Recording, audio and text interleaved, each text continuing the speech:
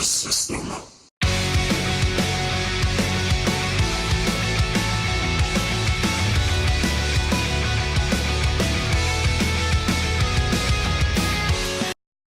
Ladies and gentlemen, what is going on? It is the Double R Rise to Ride. Welcome to the Losers Lounge podcast, episode 48. And thank you all if you are tuning in. We thank you very much. It's good to be back.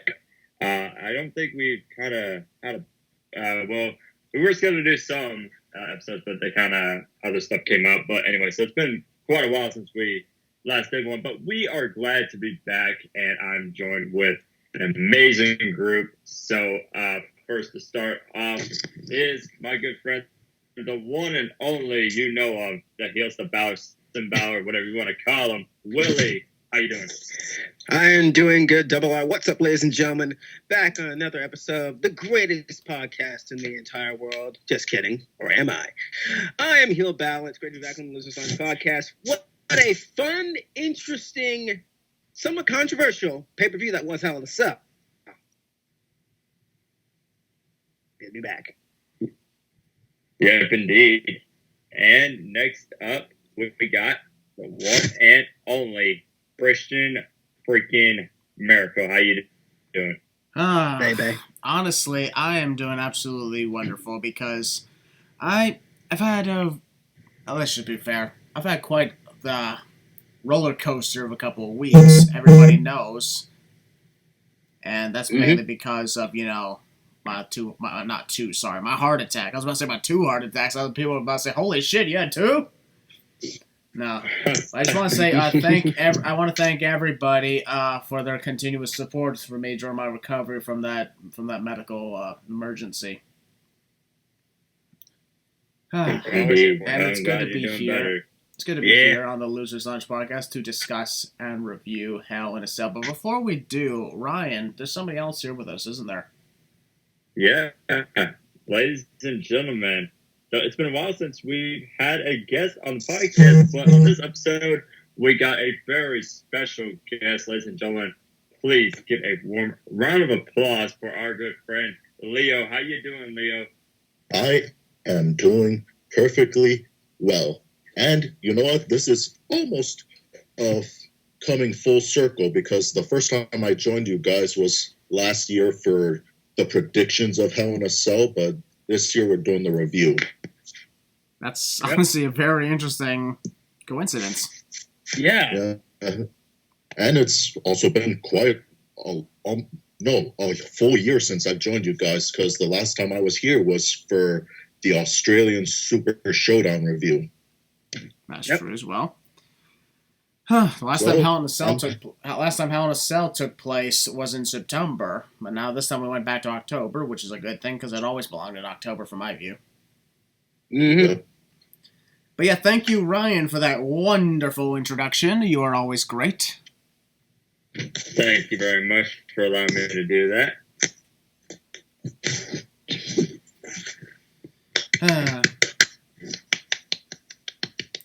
I want to say really quickly before we get started, I have a little song for you guys. Oh? This is relating to the main event, which obviously, is what everybody's looking forward to, that's talking about the most.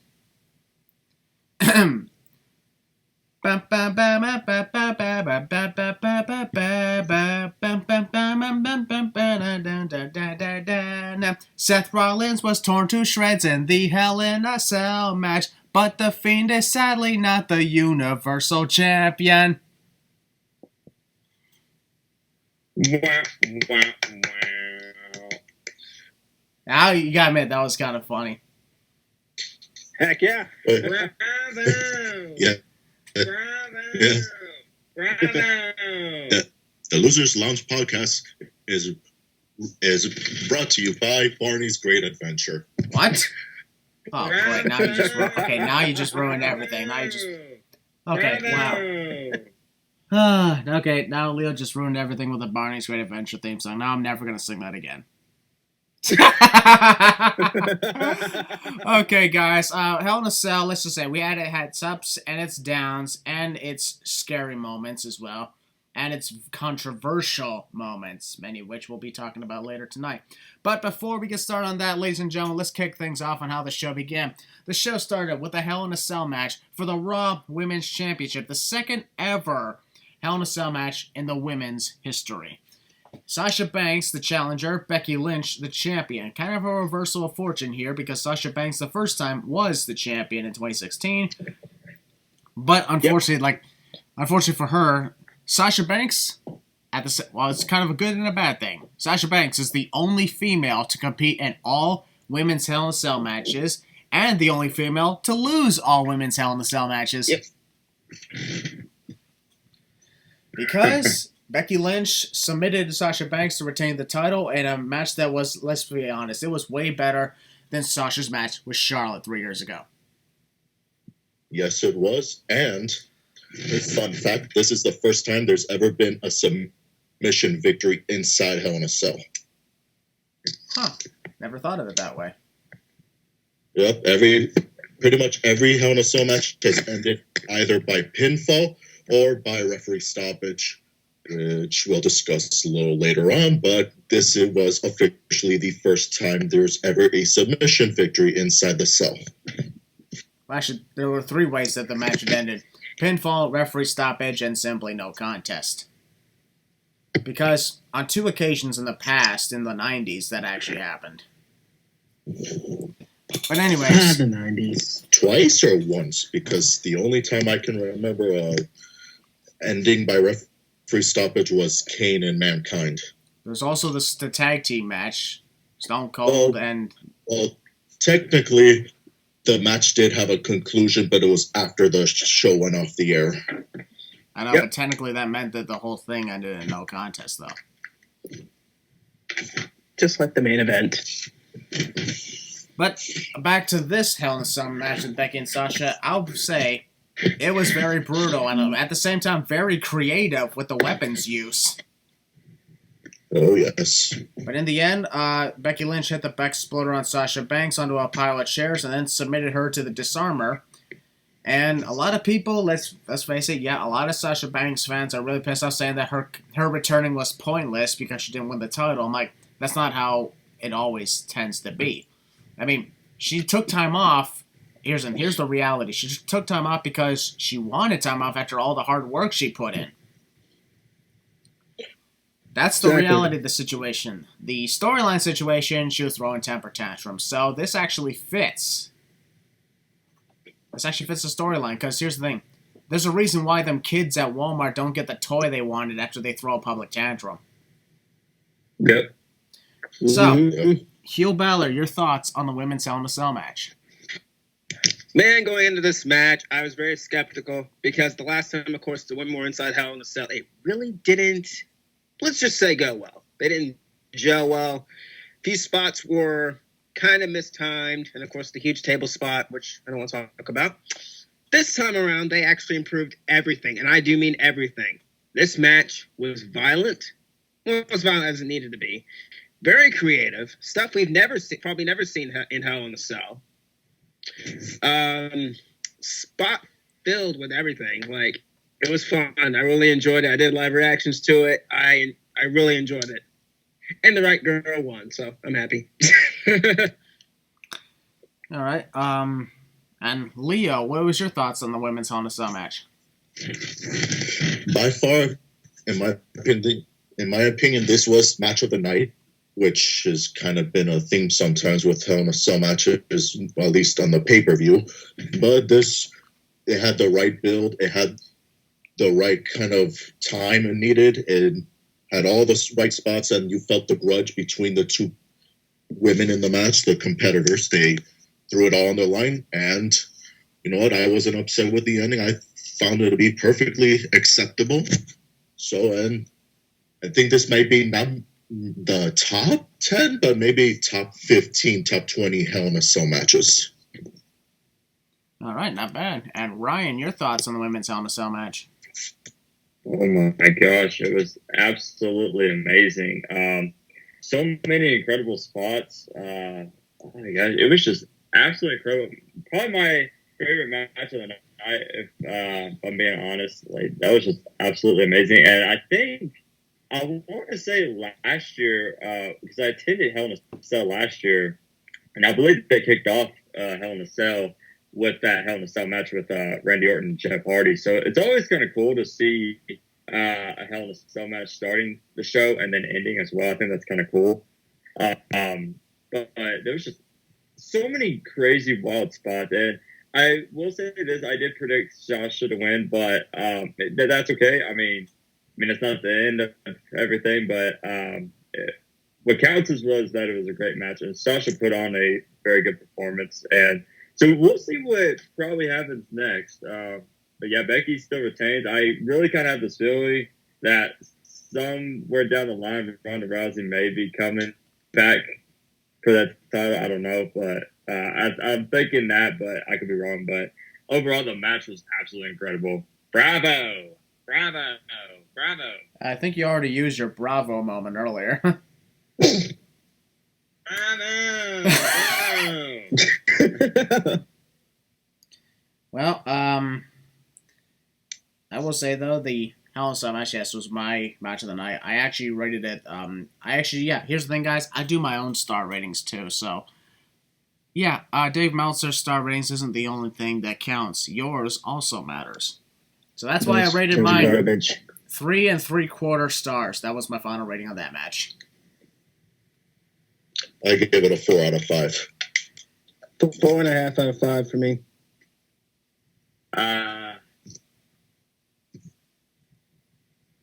Yeah, I'll go 4.5. All right. There we go. All right, guys. The next match that took place was also one of my favorite matches of the night. A tornado tag team match where Daniel Bryan and Roman Reigns defeated Eric Rowan and Luke Harper. And man, I'm actually glad they made it a tornado tag match because that was exciting. It was fun. Yep. It was. I label that a 3-star match as well because, well, for the 16 and a half minutes that the match took place, hardly anything disappointed. I mean, sure, there was quite a number of things where I'm like, okay, starting to slow down a little bit. Not that good. But overall, I was satisfied with it.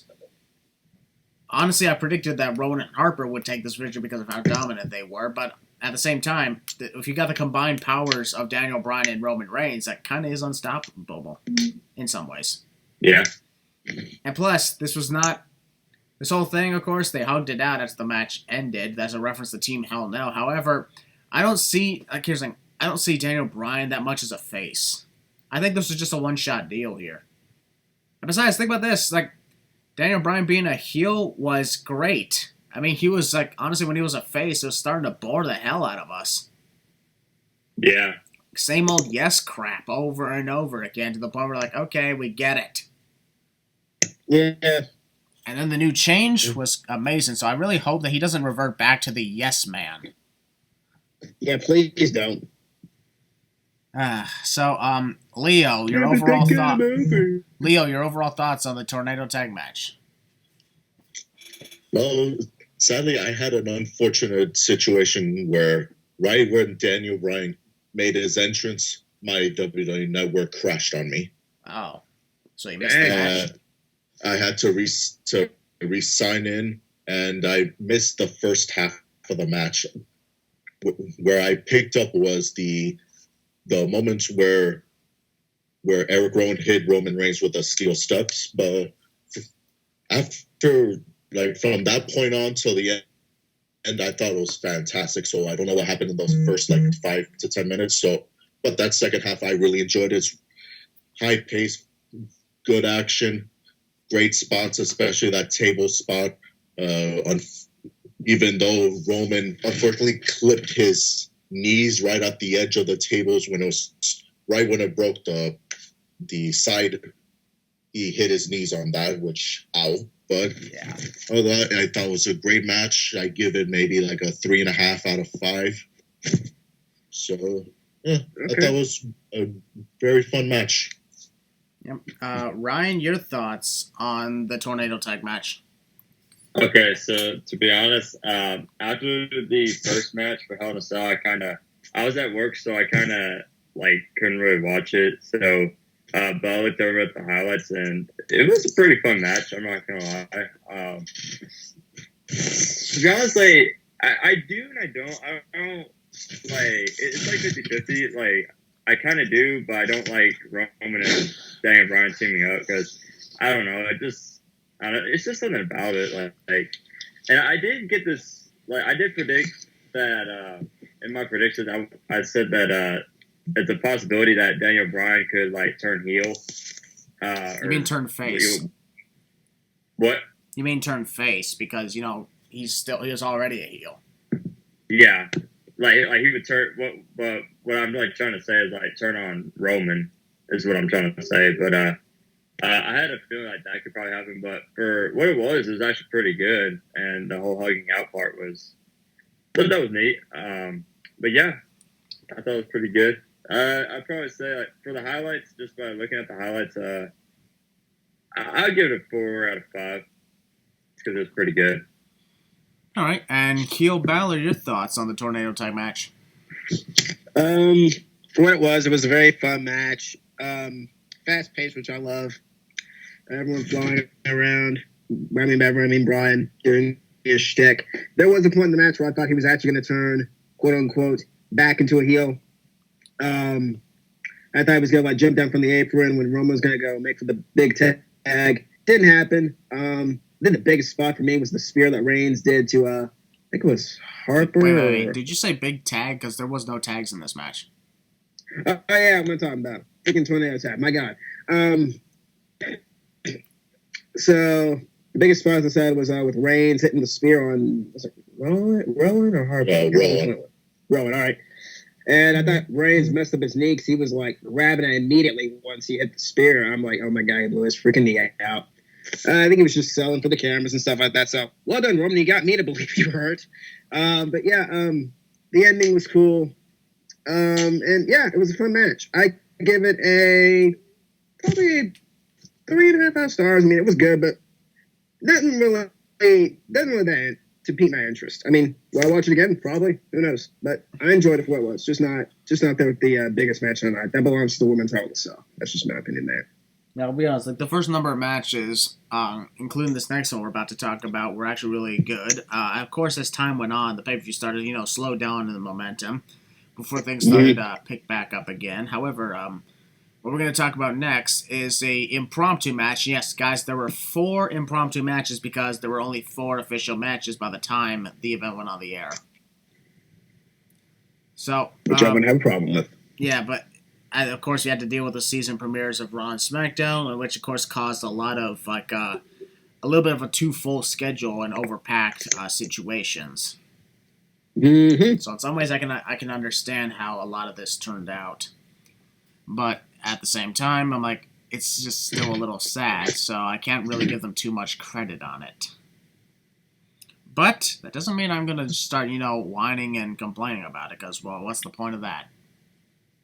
Yeah.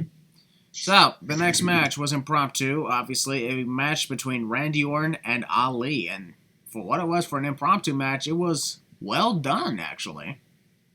Yeah, it was really good. Like, Randy Orton, of course, I'll be honest, there were times, like, in his WWE Championship matches with Kofi Kingston, where the slow paces was just a little too much for us. But in this case, things were actually a little better. The slow pace was, barely recognizable. And Ali did really good, and I like how Ali got out of that first RKO. Oh, I was sick. Yeah, unfortunately, it didn't work out well for him the second time. Didn't work out for him the second time. I thought he was going to win at that point, too. Because I think that would have been cool. But I'm actually using some people quote it as like, what was the point of doing this and everything? Why is Ali losing to Randy Orton? Well, because Randy Orton is a fucking legend. And he's a snake. Mm-hmm. And at the same time, like, they don't have a certain wrestler doesn't have to win in order for the match to be entertaining. It has to do with the quality of what takes place inside the match itself. The winner does not throw away everything that happened. Now, I like the match. Rated 2.5 stars. 2.5 stars out of 5 though, because while it was good in some places, it just wasn't high enough. But that's my case on it. Heel Balor, what was your thoughts on Randy Orton and Ali? It was fun. For impromptu match, you said it actually delivered. And the thing I liked about this one, minus the freaking awesome RKO counter, man, that was never seen that before. I just liked how it was paced, man. It was so fast, which I like about Ali and Orton. Same with Brock Lesnar. If Orton wants to work, he'll work. And this proved with this match, man. This was a fun match. And I wouldn't mind seeing these two tangle it up again. Just don't do it 1,000 times. And yeah, overall, it was fun. Fun match. Yeah, just that RKO spot, that back. And Ali had that huge bruise on the side of his. Oh my God. Like I saw that, I'm like, damn, dude. But yeah, good match. We'll go back and watch it again after the podcast. Seem more like a slice compared to a bruise. Whatever it was freaking gruesome. Holy crap. Yeah. Leo, what was your thoughts on Randy Orton and Ali? It was an entertaining match. To me, it was like if this was on SmackDown, I think this would have been like a top match for like the week. But you know what? It was good for what it was. That counter was amazing. The ending was kind of predictable for me because I've watched wrestling my entire life, and once I saw like Ali was on the apron about to do that slingshot through the ropes to hit that X Factor he does, I knew he was going to get hit with an RKO like right there. So, well, I give this match like say about 2.5 out of 5. It was like a fun match to watch. Yep. And Ryan, what was your thoughts on the match? I thought it was pretty good, honestly. Like you said, I love the counter from Ali when he blocked the RKO. And he did that kind of, I forget what kind of roll-up it's called, but I always thought he had him, but that was pretty sick. I think the roll-up he did was a crucifix. Yeah, that's what it was. Yeah, for most of it, I mean, it was pretty good. I guess I would probably rate it like a 3 out of 5. I mean, not the greatest, but it was good for what it was. But yeah, I actually like how we're putting in ratings in the podcast. That's a first. Yeah, I like that. We're all saying that our ratings also matter to us, not just one person. Why didn't we do this a long time ago? Yeah, that would have been great, especially if we're talking about NXT and AEW. Yeah. AEW tonight, Wednesday. And also, don't forget NXT as well, where Leo Rush, hopefully by the time this video is released, is the new Cruiserweight Champion. Let's go, Leo. And Finn Balor's back on NXT, so I'm happy. And Tommaso Ciampa. Who cares about him? Watch your mouth, son. All right, we're going on to the next match that took place, and that was for the women's tag team titles. As Alexa Bliss and Nikki Cross defended against the Kabuki Warriors, Asuka and Kairi Sane. And yes, they're winners and the new women's tag team champions, the Kabuki Warriors. Congratulations to them. Not taking anything away from the phenomenal performances of Nikki Cross and the greatest women's champion of all time, Alexa Bliss. Nah. Nothing to take away there. Yep. The titles are freaking garbage, but you know, whatever. Nothing to take away from them. And you never know. Things could hopefully change. Like, that's the one thing we always have is hope. Exactly, bro. We never lose hope no matter what a situation looks like. I think that's the wrestling community, Christian, is that in their minds, there's no such thing as hope. They want things now, they want them now, and when they get them, they're going to bitch and moan. Basically, yeah. That's how it works. That's how it works indeed. So, ladies and gentlemen, congrats to Asuka and Kairi. The tag team match itself was okay. Okay, it was okay. It was enough for me to not look away more than twice. That was me, Lou. So I was in some ways, I was a little bit invested in how they work things out, but in the end, I'll be saying, like, I praise Asuka and Kairi. However, I thought it was very surprising out of nowhere Asuka, taking a page out of Tajiri, used the green mist. That was cool. That was crazy. Although, of course, that's cheating, but who cares anymore? Huh? Sometimes you gotta do what you gotta do. Mm-hmm. After all, they failed twice previously, so they figured we gotta do this then. Yep. Third time's the charm. Yep, third time is the charm. So actually, how about this, Leo? We'll start with you. Your thoughts on the women's tag team title match? It was decent. I don't have much to comment about. All I knew was that once both Asuka and Kairi Sane were being more of the aggressors, I was like thinking, are they turning like heelish? And then, sure enough, they kind of were, and they cheated to win. But like once I saw them being the aggressors, I instantly knew, okay, they're gonna win the match. So as a match itself, it's okay. It could have been on SmackDown or Raw. Wouldn't matter. As give it maybe 2 out of 5. I didn't care much. So it was fine. That's all it was. It was fine. Yep. All right. Ryan, what was your thoughts on the women's tag team titles? That was a pretty fun match, for the most part. Yeah, I don't really have a whole lot of words to say about this match other than congrats to the Kombucha Warriors. So, Did you say Kombuchi? yeah. Kombuchi Warriors. Did Funny I say name. that? That was did. kind of a weird, funny Yeah, name. you said Kombuchi. Kombuchi Warriors. Hey, that reminds me. Heel Balor, what happened when I was live on Instagram before we went on the podcast? Yeah, There's a fan who. I'll say a fan Yeah, actually. A fan accidentally referred to the Street Profits as the Mean Street Profits. That's a reference to the Mean Street Posse. And I'm like, that was honestly the greatest thing I've ever seen. I can't believe we never thought of that before. I think you mean WWE.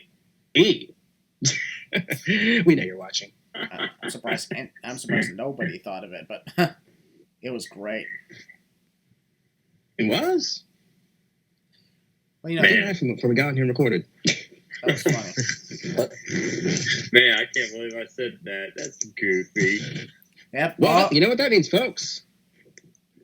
Go ahead, Ryan. This is The Double R's goofy moment.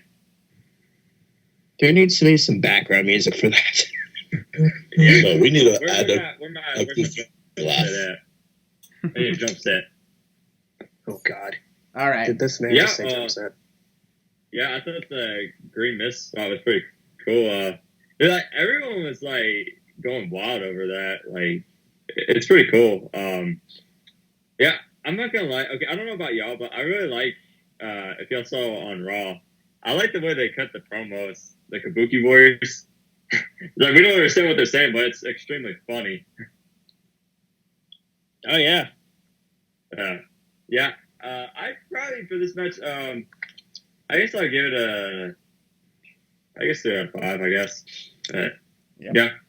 All right. Good to see the Kabuki Warriors as tag team champions. There we go. All right, Heel Balor, what was your thoughts on the tag team title match? Shocking win, to be honest with you. I mean, this being another impromptu match, just throwing them in there and seeing how they do. And it was fun. Fun match overall. The Green Mist, I was actually, even before the Green Mist, I knew exactly what they were doing. They were working as heels because I knew there were a little bit of heel tactics. Just what Kairi Sane did on the apron when Asuka had the referee distracted or whatever. That was cool. I'm like, hey, are they working as heels? And then, of course, the ending, that was shocking. The Green Mist and stuff like that, 1, 2, 3. I was like, oh my God. So, shocking win. The titles are still dead, in my opinion. They're not going to resurrect the tag team division because you need more women on the division, or you won't have a division overall. And there's some people out there criticizing this, saying, "Oh, it's not believable. They suck. They already had their opportunities and stuff like that."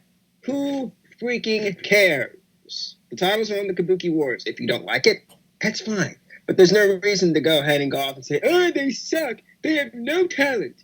They're terrible at what they do. We got another Asian and they're Asian tag team, man. Man, shut up."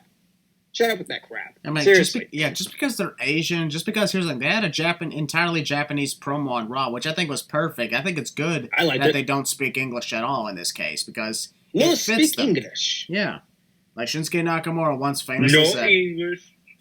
"No speaking English." All right, guys. I don't understand what these morons want, but yeah, it was a fun match, good win, and the promo on Raw was hilarious, especially Becky Lynch's response. Apparently, here's the thing. Kyrie's saying apparently said in Japanese. The translation was, "We're gonna beat the shit out of you." Yeah, to get them to spoken Japanese. Yep, keep them in Japanese so they can curse all the time. I probably said something so bad. Yeah, just be careful. Let's be careful on that. Ladies and gentlemen, let's move on to the next match. The next match was another impromptu match.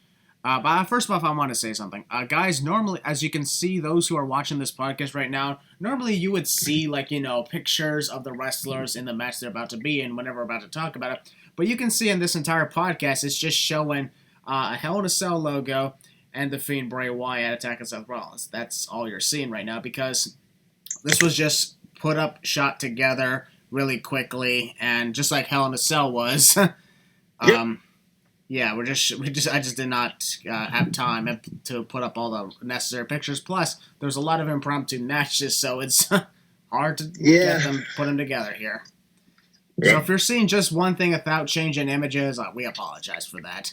We do, but we still love you guys. Yep. So the next impromptu match here was a 6-man tag team match where the Viking Raiders and Braun Strowman took on and defeated the entire OC, AJ Styles, Luke Gallows, and Carl Anderson by disqualification. In a match that was poor. It sucked. Yeah. There was a lot of, bathroom break moments. That was one of them. I think he means sneeze break. Yeah. We just at the same time. That was our sneeze break. The Losers Lounge had a sneeze break. Legit, I actually sneezed before the match. I'm not even going to lie. Oh, wow. I guess we're allergic. To me, it was my ice cream break. I guess we're allergic to boredom. I can't be allergic to boredom. AJ Styles is in the freaking match. I love AJ Styles. Oh, that's odd. I will say one thing. The one thing I will praise was how AJ Styles sold Braun Strowman's punch through the face. That was funny. In reference to Braun Strowman being taken out by Tyson Fury, I think that was funny how Braun Strowman punched AJ Styles down when he tried the phenomenal forearm, and AJ acted like he was drunk. And even asked what day was it. Yeah. So a lot of people, here's the thing, because that I've seen a lot of comments saying AJ Styles is being ruined just because of that. I'm like, fuck no, he's selling it. Please. Oh, please. AJ Styles knows how to sell. And just because he's not in a WWE title picture anymore, just like he has been for a whole goddamn year, doesn't mean that he's being wasted. Hell, he's United States champion. Leave it at that, folks. Styles doesn't need to be in every single championship picture. Exactly. So, Eel Balor, do you got much to say about the match itself, though? No. Understandable. Ryan, what about you? It was fun. I didn't care about it. 1 out of 5. Yeah. Same here. It barely It got close to 2 stars, in my opinion, but it wasn't enough. And Leo, what about you? Do you have much to say about this? Not a whole lot. It could have been a match on Raw. This basically was a Raw. Uh-oh. What's your Ryan? I'm getting allergies from talking about this match. That sounded so legit. It did, yeah. This is just like a random match. That scared the crap out of me. Okay, I'm just saying, I'm not kidding, that was not a fake sneeze, that was real. That was real. It was. Yeah, it was real. That's the thing that reminds me. For those who don't know, my sneezes are extremely loud. You should have heard what it was like when I was like. Can you demonstrate for us? Oh God! I already just did. Yeah. But we'll take it. I will say one thing right now. This reminds me really quickly. Like an example of I once scared the living shit out of my classmates. It was in the middle of a freaking exam, so the entire class is quiet, and all of a sudden I just sneezed that loudly. scared everybody and the teacher. Good I had a times. similar experience. I love We my just school had this days. one kid, his sneeze sounded like a bullhorn. I ain't gonna lie. Oh! It would just be out of the random. And the teacher would be like, what the heck was that? That was weird. We're talking about sneezes on a sneeze break match. Okay. Speaking of Let's face it, guys. The Sneeze match was stories. garbage. Well, it wasn't gay garbage. It was just Wait, I was like, Leo, what were you saying? I was going to tell you the story of one time I sneezed during class in elementary. It was so hard that the desk in front of me flipped over completely, and the chair I was sitting in broke from behind. Your sneeze caused that entire thing to happen? Yeah, I literally jumped, and then boom, like all that happened, Oh, God. and it was out of nowhere. Like an RKO, huh? Ha! I wish it was an RKO. That way I could have fallen face first, and I could have been knocked out, and I had to take that exam. Oh boy. Good times. The school days were good times. Not for me, they weren't. Yeah, not for me either. But I'm just saying, at times they were funny. All right, guys, we're Yeah, going we to move can on agree to the next match, which was yet our fourth and final impromptu match. Literally 4 impromptu matches in a row. Yep. That was King Corbin versus Shorty Gable. Shorty G. Match was garbage. I'm kidding, it wasn't. It was actually, I mean, sure, it wasn't that good, but it was at least better than the last match. And Shorty Gable actually got the victory, because even the freaking ring announcers and interviewers are calling him Shorty Gable now. Shorty Gable, Shorty G. I think it's Shorty perfect. Gable. That's perfect. I mean, Shorty Jeans. he should be happy because, he got knighted. He's the first wrestler to get knighted by the king. Bow down, peasants. Exactly. King Corbin, the sexiest of them all. And King Corbin says, know your roles and shut your mouths. Here's the thing. I just can't believe, I don't understand why, I guarantee The Rock, when he dissed Corbin, I know for a fact he's just jealous because he wishes he could be an STD like Baron Corbin. Because Baron Corbin... Was The Rock ever a king? Was The Rock ever king in the ring winner? Nope. No. Here's the thing. The Rock is just jealous because King Corbin is the greatest STD in the world. Yeah. Ah, makes me wish I was an STD. But I'll never be one like him. Hell Then again, I So, kind of am an STD. I am a super tough dude. yeah. All right, back to the... Quick question. Yeah, what did everybody think about the, you look like a broke-ass Burger King on crack? Shit, I'm dying. Broke-ass Broke-ass Burger King. I forgot. Burger I King. forgot Burger Burger King. King had a Don't insult Burger King like that. Burger King is the shit, man. You're right. Just take out Those the. fries are good. Wait, No. What'd you say, Chris? just take out the word the. Burger King is shit. I didn't say their burgers are shit, so. That's all right. It's because here's the thing: Baron Corbin is the Burger King. Charlotte Flair's the Dairy Queen. All right, back to the match though. Back to the match though. Heel Ballet, what was your thoughts on the match with Shorty and Corbin? Shorty G got dominated. I'm kidding. I wish that happened, but it was an all right match. I mean, not the best that I've seen out of those two. Their last match, of course, sucked. The match for that was very good. This match, it was just there. It was just there. I really didn't care about it. It was, I kept walking it out of the room because I was that bored with it, and it just, I don't know, somebody just didn't. I just didn't care about it. I mean, third time meeting, so it was there. Shorty G had to get his win. He got his win. What he freaking do? Whatever. Yay! It was just there. Yay! 2.5 stars. Yay! Yay! Leo, what was your thoughts on the match? I already seen it twice before. I barely paid attention. I was too busy playing Toon Blast on my phone. But Nice. what are you gonna do? It's match we've seen before, and it's surprise win for Shorty G. All I hope is the name doesn't stick and he starts coming out with a backwards cap and some chain gangs and start using a bunch of PG slurs. What are you talking about? What are you talking about? Shorty G is the perfect name for him. That's his original name now. That's so gangster. All right, Ryan, your thoughts on the match? Not a bad match. Not a bad match.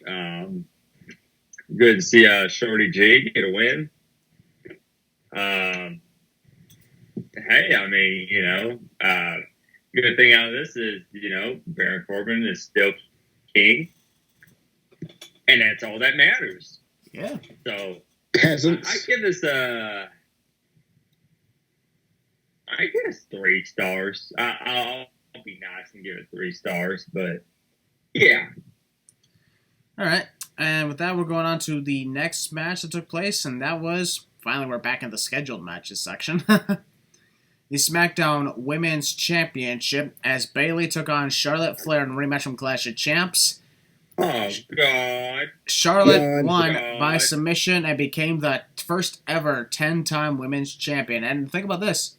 Both members of Team Boring and Bullshit tapped out on Hell in a Cell.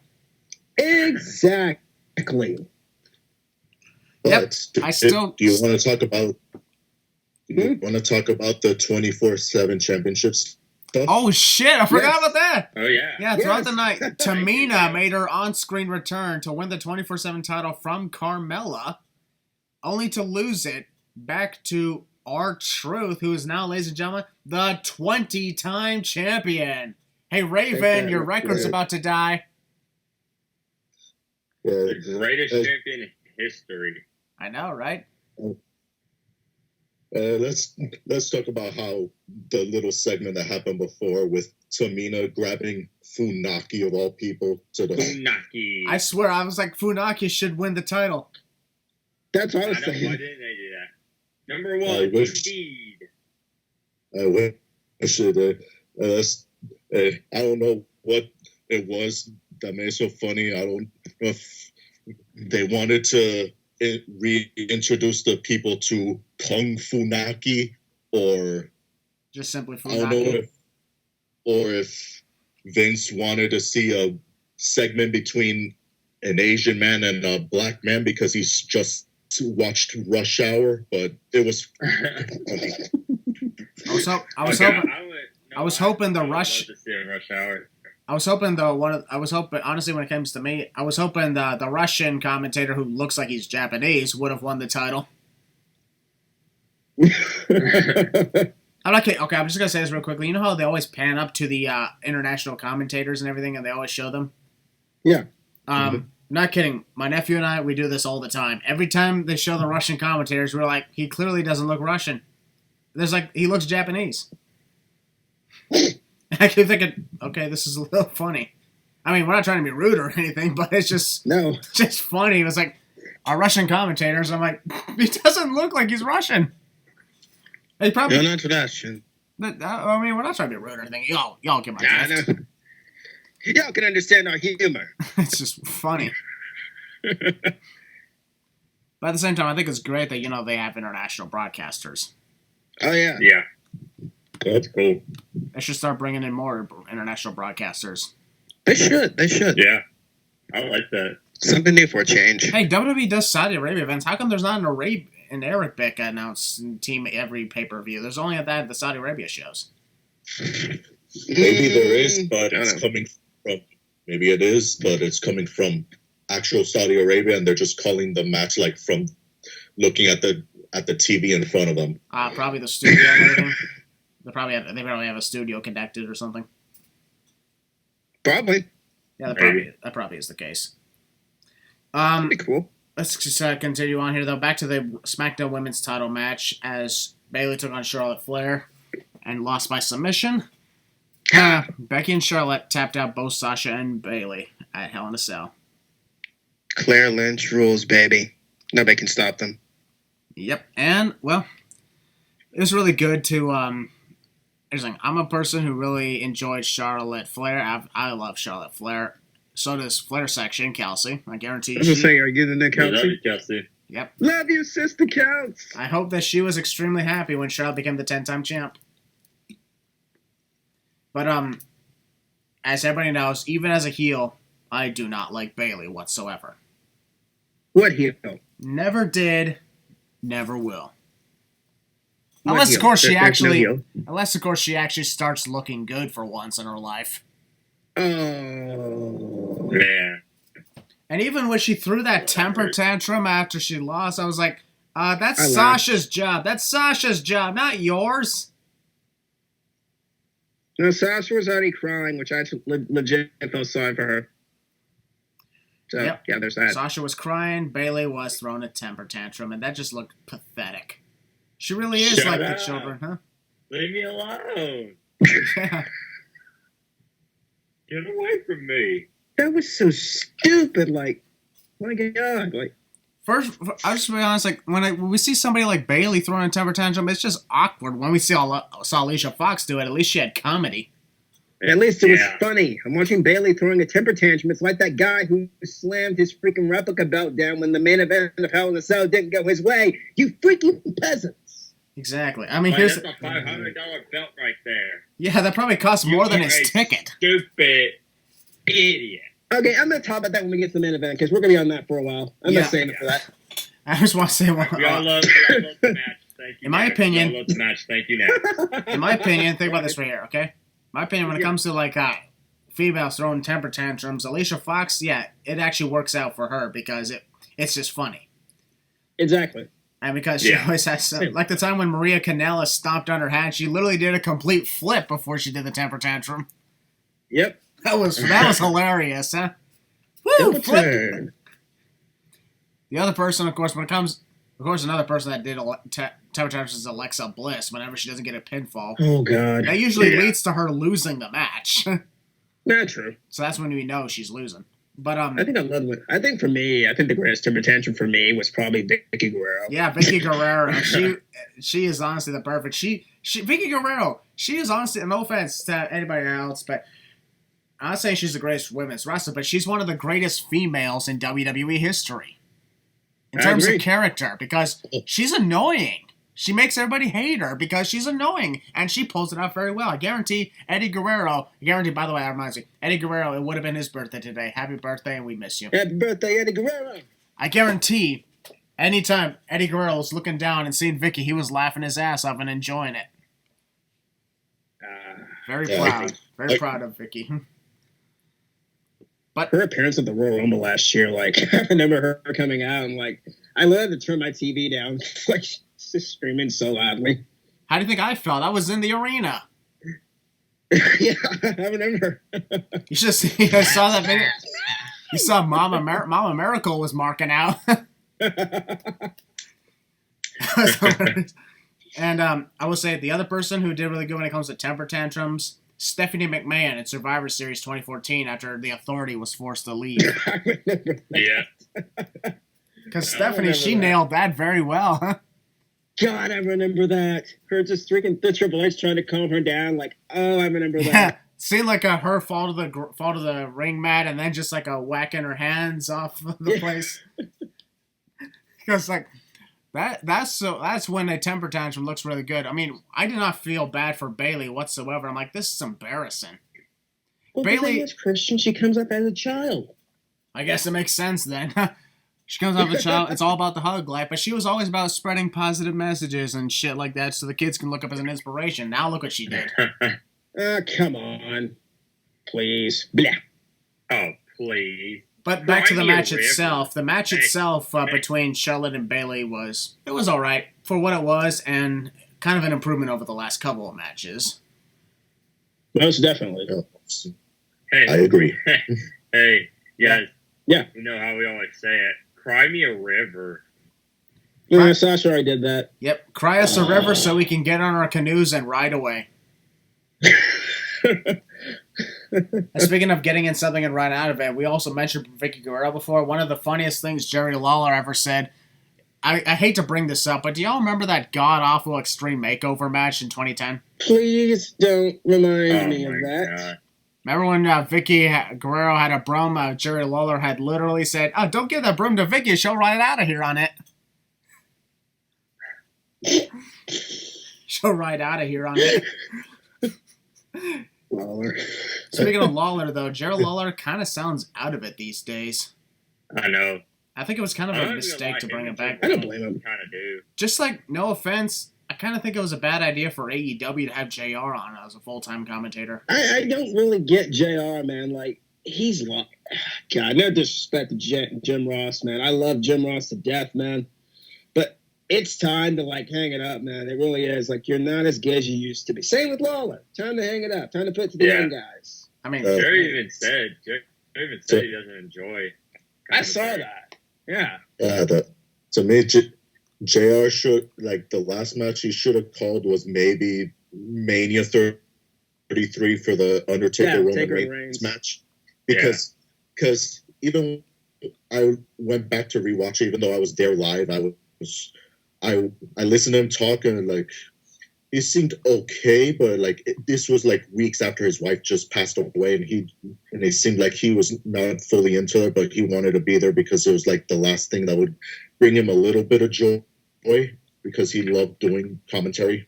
But I haven't watched all the AEW stuff, but I've seen Double or Nothing, and I've seen All Out. He doesn't sound as good as he once did. I'm sorry, I love the guy.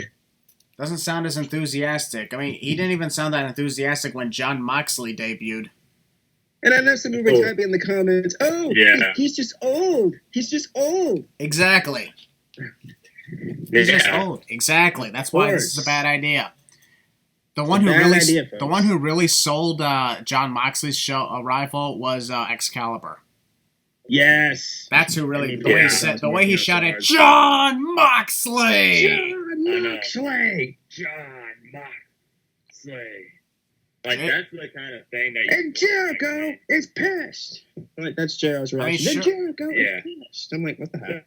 That's the kind of thing you want, like, in commentary. I'll even say this. I know a lot of people may not agree with me on this, but I think Michael Cole is an incredible commentator. Yeah, I agree. He messes up, but everybody does. Everybody messes up. But if you're thinking of messing up, you're thinking of Bacho Ranallo. Moro Ranallo. Thank you. But yeah, everyone botches. Everyone messes up. Yeah. Renee Young. Everybody does it. I even do it in my universe mode. I mess up. Messes up. I guess who also messes up? I do. Yep. I mess up on my Sins videos a lot, to the point where I released a blooper reel once. Yep. Yeah, anyways, I think we're going a little too off topic here. Oh well, whatever. Like, as you're going, more Ronaldo, man. Like, as you said, like, everyone botches, everyone messes up. Like, for example, like, Renee Young. I know I'm probably getting some heat for this shit, but I think Renee Young is probably one of the worst commentators I've ever seen in at least this recent history. You know, she's not into it. Well, I've been hearing, like, every time she's on there, it's like, there's no enthusiasm. Where is the enthusiasm? I'm not hearing any excitement. I'm not hearing anything that lets me get invested in the match. All I'm hearing is, like, you're reading from a freaking script. Sounds like you're reading from a freaking script, and I don't like it. It's like, you know, you got the new commentators on here. I love Raw's new announce team. You know, Lawless, I understand that. You know, got the two new guys. Yeah, we got Vic Joseph and Dio Madden. I like those guys. Yeah. Me, I've always been an up and down kind of person when it comes to commentary.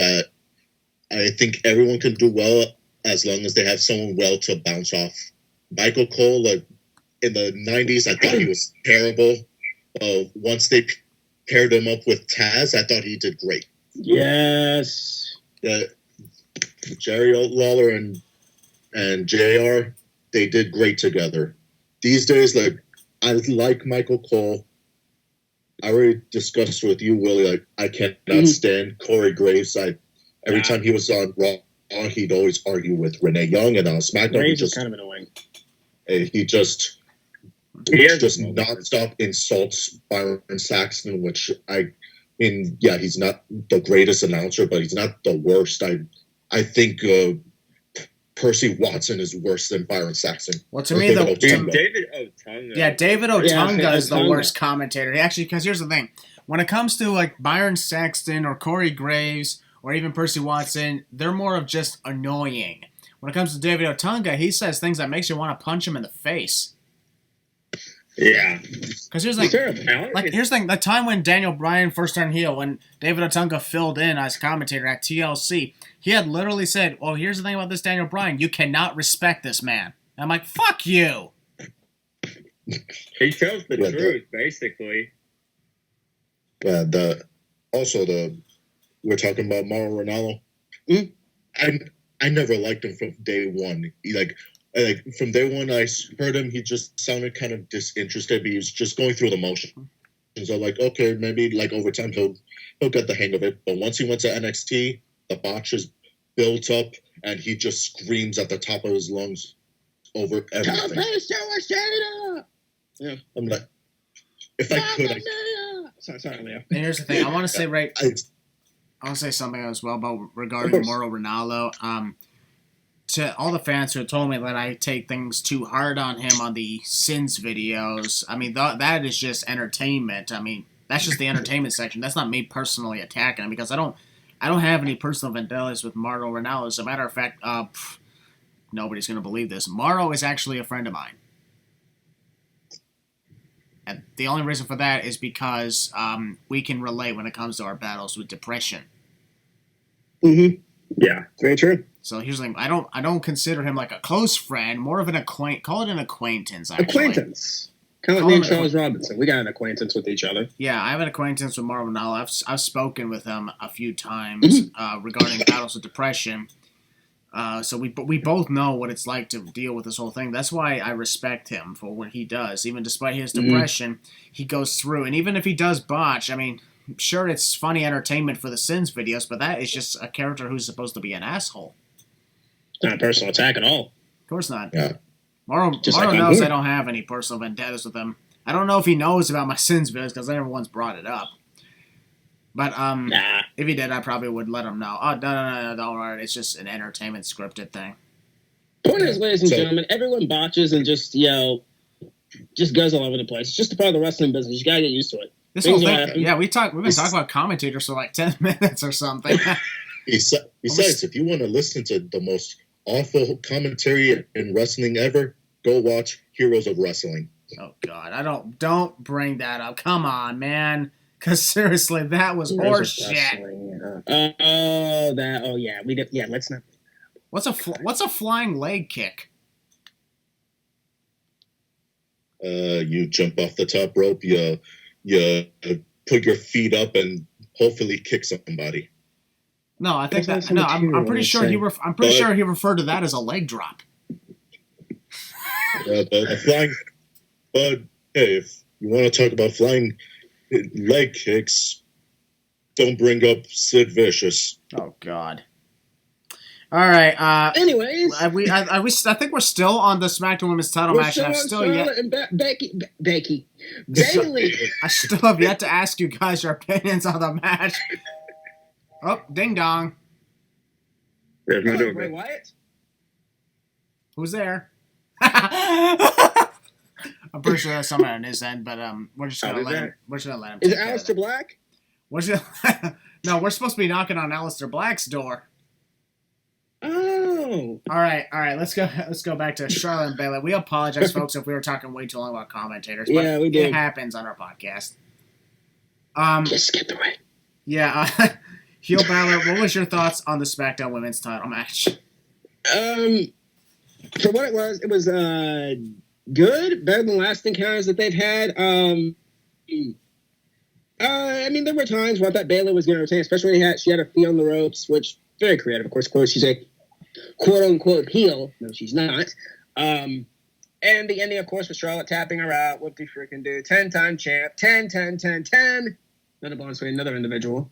But Yeah, the ending cry baby crap like that. Her freaking throwing the steel steps. I mean, tossing the steel steps. Whatever, pushing them over like a freaking child.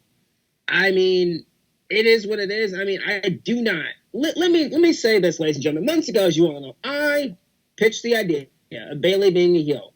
You all know that. I did not picture it to be like this. I was picturing her to go dark. And I know people are probably going to say, oh, it's probably coming later. Well, she's probably going to snap on SmackDown. That's very true. That's what I'm waiting for. The outcome when we get too close to the main event of the show. But, yeah, Bayley, to me, is not a heel yet. She still has the bubbly smile. She still comes out with the wacky Bayley buddies, whatever she calls that crap. Did you literally just say? Did you literally just say she had a bubbly smile? She had a little bit of the bubbly. Don't bring that up. You said it wrong. It's a little bit of bubbly. God damn it. Okay, whatever. Anyways, yeah, she's not a heel. Whoa now. All right, keep going, Willie. Keep going, Willie. That's all good. It's all good. But yeah, she is like not a heel to me, man. I really can't see it. I can't see it whatsoever now. As I said, she might snap on SmackDown. I don't know. She might cut a freaking ponytail off and start, hitting kids with it. I don't know. Or start shitting on the kids like that one time you said she'd do. Of course, you had to bring that up. That's still the funniest thing that's ever happened on our podcast. Shit on the kids, get naughty with little children, and then put them on timeout. Yeah, she'll do that, and then I don't know, man, like... Ryan, you're going to help him out this time? Slap children. Okay. No. Yikes. Now he's promoting child abuse. Slap the children. I don't know. Give the finger to the children. Start hitting the children's parents. I don't know. Do what something. The hell? Okay, I think I accidentally touched a nerve or something. Do something. Go heel. Cut your ponytail off. Go emo. I don't care. Yeah, dance like emo Peter Parker in Spider-Man 3. Best movie ever, by the way. But yeah, please turn Bayley heel, legit heel, now on SmackDown Live. I'm sorry, Friday Night SmackDown, whatever they call it. Do it now, at my request, because I know you're watching WWE. Anyways, match was fun. New champ, 10-time champ Charlotte. Bayley, please go heel. End of story. Next. All right, Leo, we go to you. Your thoughts on the SmackDown Women's Title match? My energy. I've seen better between them. Like their Royal Rumble match or the match on Raw after the Fastlane. I don't know. These two I never thought they had the best chemistry together. The match was just fine. Like, it was passable. I've seen better, so maybe 2.5 out of 5. Mm-hmm. All right, that's fine. And Ryan, what was your thoughts on the SmackDown Women's Title match? Don't care. 2.5 out of 5. Oh, okay. I guess we really want to talk about who wants to start talking in the red lights. Yes. Me. I want to see the deadlights. No, don't do that, because if you do, you're gonna be in a catatonic state and you're gonna get eaten. It's pretty cool, obviously, the Red Sail fight from last year. Speaking of which, It Chapter 2, wonderful movie. Go see it. It's still in theaters right now. Go ahead and while you still can. Yes. 2 movies, one of 2 clown movies you could see right now. The other one is Joker. I've seen Which them I have both. not seen. And by the way, ladies and gentlemen, my next movie on my list, I'm going to go see Gemini Man. Oh, sweet. Oh, yeah. Starring Will Smith and Will Smith.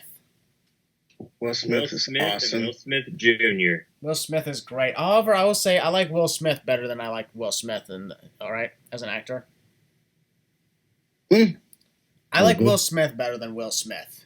Because Will Smith kind of was a little cringe in the past, but Will Smith, honestly, he's also a really good guy. Will Smith, he's got some good things. Will Smith, this guy has some bad things.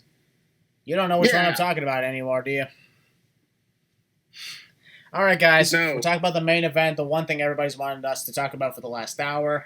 Seth Rollins versus The Fiend for the Universal Championship. I'm going to say right now, I am not going to really say much of anything about this because I already did in a previous video.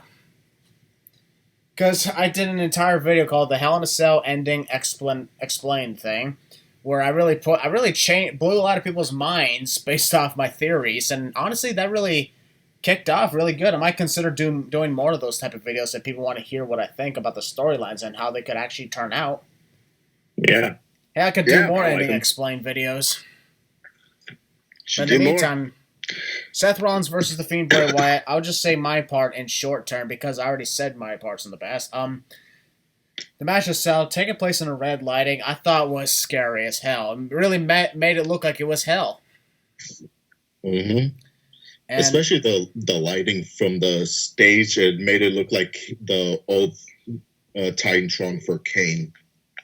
Yep. If So, you really focused on it, you can tell, like, wow, it really brings back the memories. and well, yes, I can agree on this. A Hell in a Cell match ending in a match stoppage. Yes, match stoppage, not disqualification. It was not disqualification, so shut your mouth, people.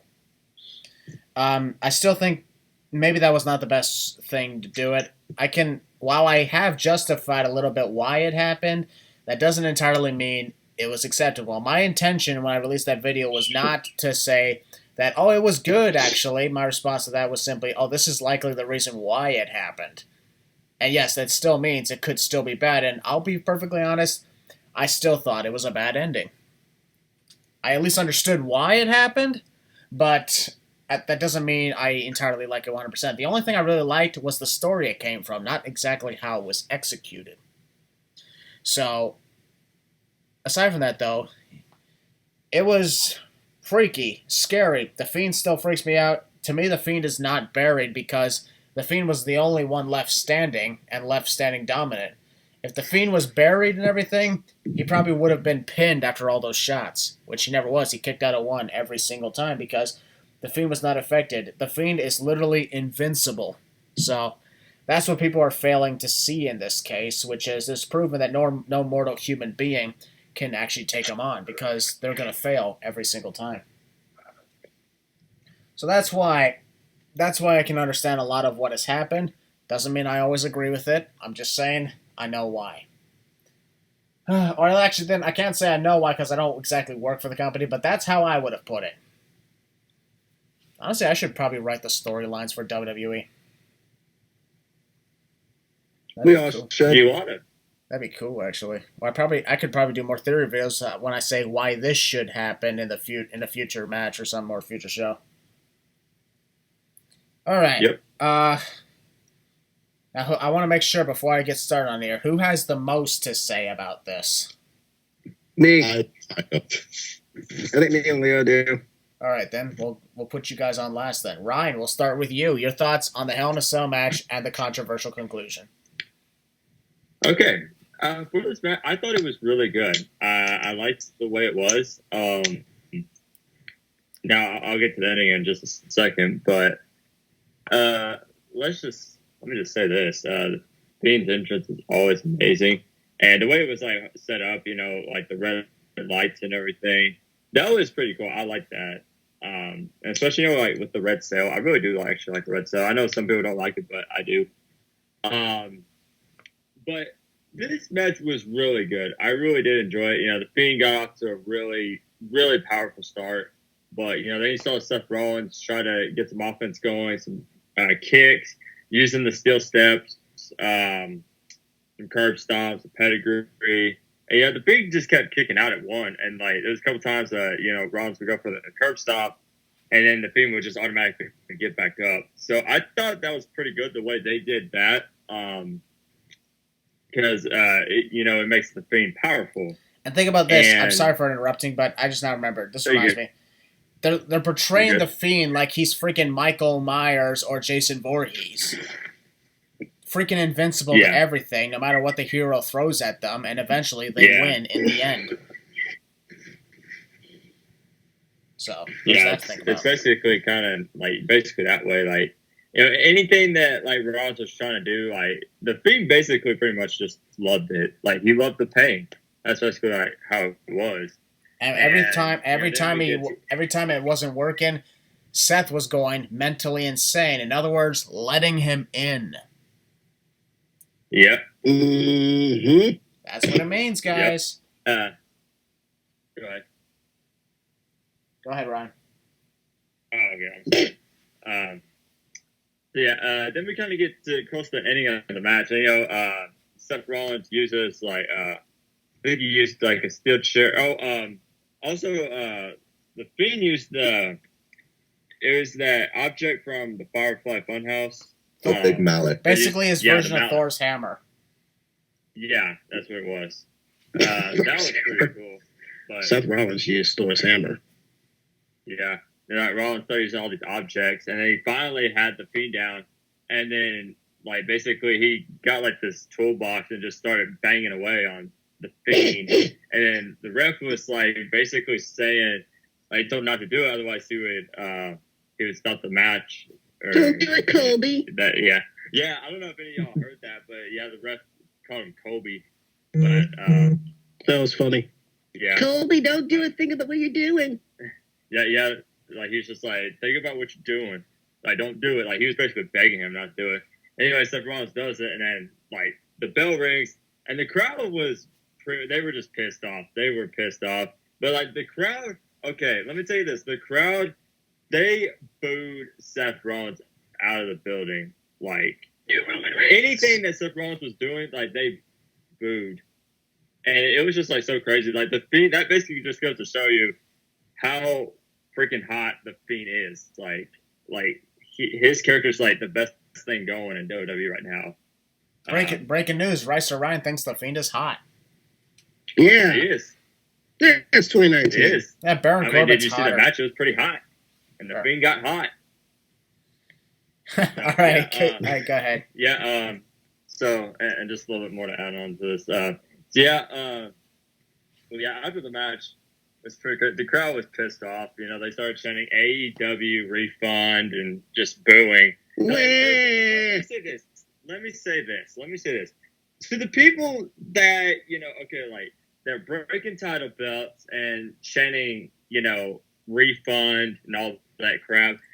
You bought tickets. You're the ones that bought the tickets and you're in the seat. If you're just gonna do that, don't even go to a pay-per-view. I mean, actually, duh. Actually, the thing, of course, is that's like asking for a refund on a movie you didn't like. Well, then you shouldn't have seen it. Exactly. And even I actually tweeted about this when a video posted on that on Twitter when they were booing, and of course, you guys know that I went to Hell in a Cell last year in San Antonio. And the ending was kind of similar. It was basically similar between Braun Strowman and Roman Reigns. And the crowd they were pissed. They started booing, and, they were chanting pretty much the same thing, pretty much close. Except AEW, because it didn't exist yet. But, yes, I may not have agreed with the ending or the way that they booked it, but for what it was, I enjoyed the pay-per-view. I enjoy going to it because I have a good time.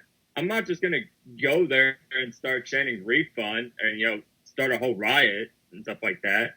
Because that's just stupid. Even if I don't like a booking decision, I'm not going to go on a rampage about something. I'm going to enjoy it for what it is. So, I think that's just kind of a little bit ridiculous. Wrestling fans just kind of take things a little too personal when it's not meant to be. And the thing is, one more thing that I'm going to say now, I'll switch it over. And here's the thing, when you watched Christian's video, it makes a lot of sense because the Fiend was not going out. He never once said anything about the Universal title. It was strictly, he was aiming for Seth Rollins. And he accomplished that when he got the mandible claw on Seth Rollins at the end. Well, then the big question that people asked me when I came to that, they were like, well, then if he never wanted the title, why was it even on the line? The response to that, because Seth Rollins was full of greed and power because he destroyed Brock Lesnar twice, so he figured I can take on anybody.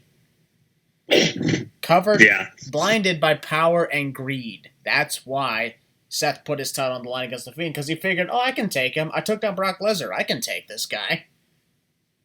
Yeah. So, that's just my whole thing on that. But, for what it was a good match. I may not have been a big fan of the ending, but after a while, I did understand why it was. But, and the thing is, The Fiend this doesn't make the Fiend defeated. Like he still doesn't have a loss. He's still undefeated because it's a TKO. So technically, he's not defeated. So that's just my thing on that. But yeah, that's pretty much everything I got to say. Overall, I mean, good match. I mean, didn't really like the ending, but hey, I mean, for what it was pretty good. Yeah, that's all good. All right. Thank you very much. All right. Thank you very much, Ryan, on that part. All right. Yeah. Who wants to go next? Save me You for can go, last. Willie. All right, then. No. Go, Save me Willie. for last. All right, then. Leo, Save me for last. you got the I got floor. my last say. All right, Leo, you got the floor. All right. Match itself to me was perfectly fine. I really liked it. The ending. Look, if I was in that situation, I would have probably booked something sort of like it and had the match end in a no contest because I seriously thought, oh my God, this person might have died because, there's a difference between getting your head smashed with a chair and a sledgehammer. Well, that's another And thing. I've been hit both. Thanks for reminding me, Leo. Sorry for interrupting, but you reminded me of something. Yeah. People compared this to Mick Foley in 1998. I'm like, that's a different situation because that was not supposed to happen at the time. Yeah, That's a different Not only that, situation. but if you really go back and watch it, that match, Mick Foley and The Undertaker never officially started. Exactly. I never heard a bell ring. So, Exactly. So, different like- scenario. We're in a different scenario. Okay? Exactly.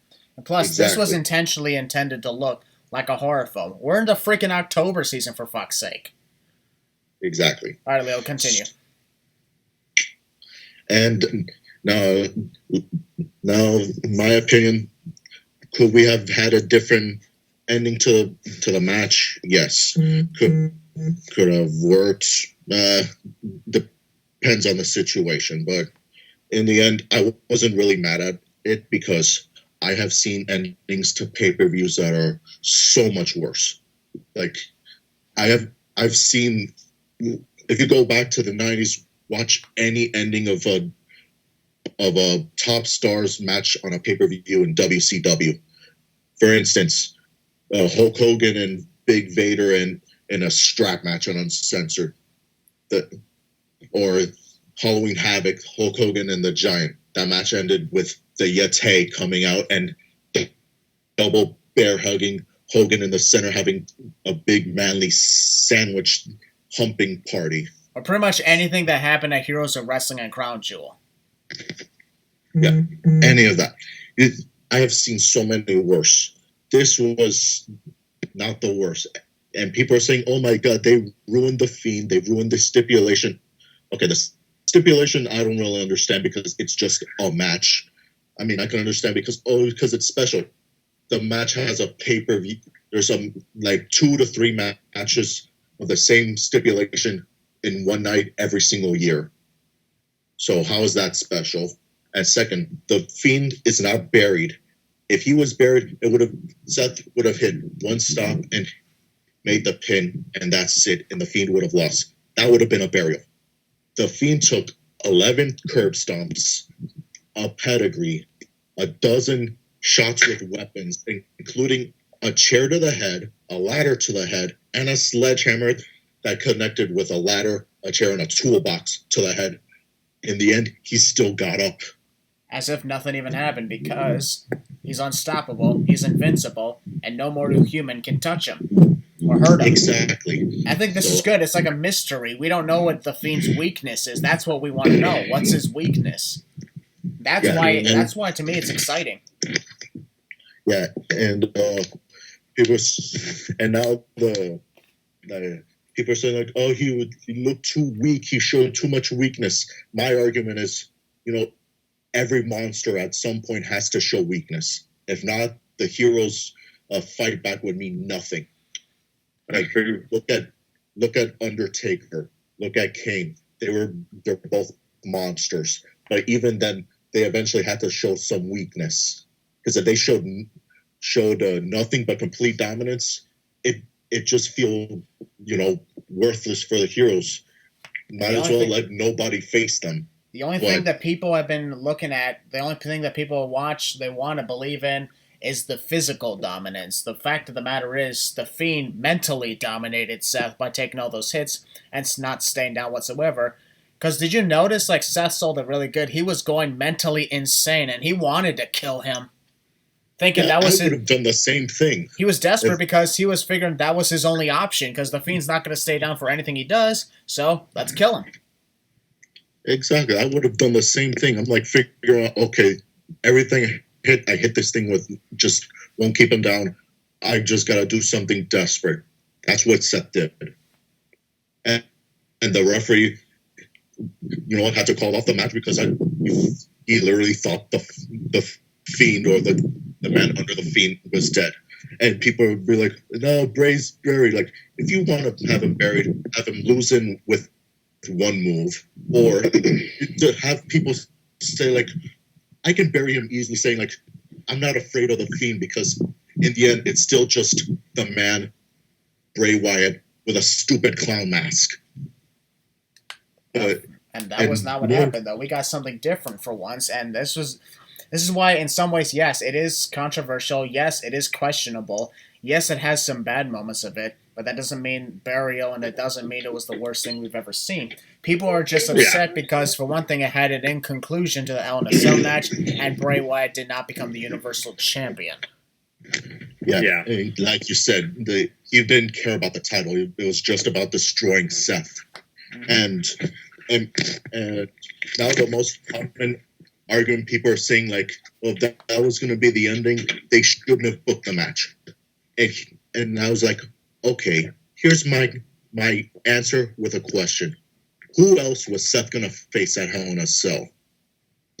Like, what other superstar is, like, super hot right now or, like, at the top of their game to put in a Hell in a Cell match with Seth Rollins? Did you really want to see Braun Strowman versus Seth Rollins again? Because I sure didn't. So I wanted to see Cain Velasquez and Seth Rollins. I don't know. God. That probably would not have worked out well because Kane did not show up until 2 days before Hell in a Cell anyway. Yeah, Plus, another thing you got to realize is, of course, Brock Lesnar is now the new WWE champion, so he wasn't going to be on the show. Yeah, of course not. I mean, the WWE title was never going to be defended in the first place, sadly, even when Kofi was champ. And that's what's sad. But the thing is, at least he did defend that title like 40 hours before the show. So in some ways, I can understand Brock not showing up to the pay-per-view the following Sunday, because that's literally a 48-hour difference. Yeah. So that, I think, for the first time, I'll give it a pass, and I'm probably not even going to do that 30-cent penalty I do on my Sins videos, because I can give it a pass in this case. It's understandable. Yes. So, in the end, I'm not upset with the ending. I've seen worse. People, if you're going to be complaining and bitching and moaning, shut up. Like, there's worse things to be complaining about. There's worse things to be complaining about, like anything Donald Trump does. Oops. Like, I personally don't give a damn what is somebody outside? DT does. So, is somebody outside? Because I can hear a lot of wind. Not me. Ryan, is that you outside? No. Well, who's It's not me because I'm inside. Oh, must be somebody breathing then, huh? On the mic. Yeah. So, not upset with the ending. I've seen worse. Just get out of your systems. If you're going to keep complaining, I'm just going to personally come to where you live and sew your mouth shut. Yeah, no, you're not. Sorry, you Never know. Yeah, no. All right, and finally, is that all you got to say about the match, Leo? Yeah, that's it. That was wonderful. Thank you very much. You did really good on that. And now, finally, Heel Balor, air your grievances. Let me get my stuff settled here. Ladies and gentlemen, the professional wrestling fan base as a whole is fickle. Every single one of us in this fan base is fickle. Dating back to WrestleMania 35, right? We all said we wanted things to go our way, correct? We all wanted things to, have things fall into place, correct? Kofi Kingston, the WWE Champion. For me, Finn Balor, the Intercontinental Champion. For everybody, Seth Rollins, the Universal Champion.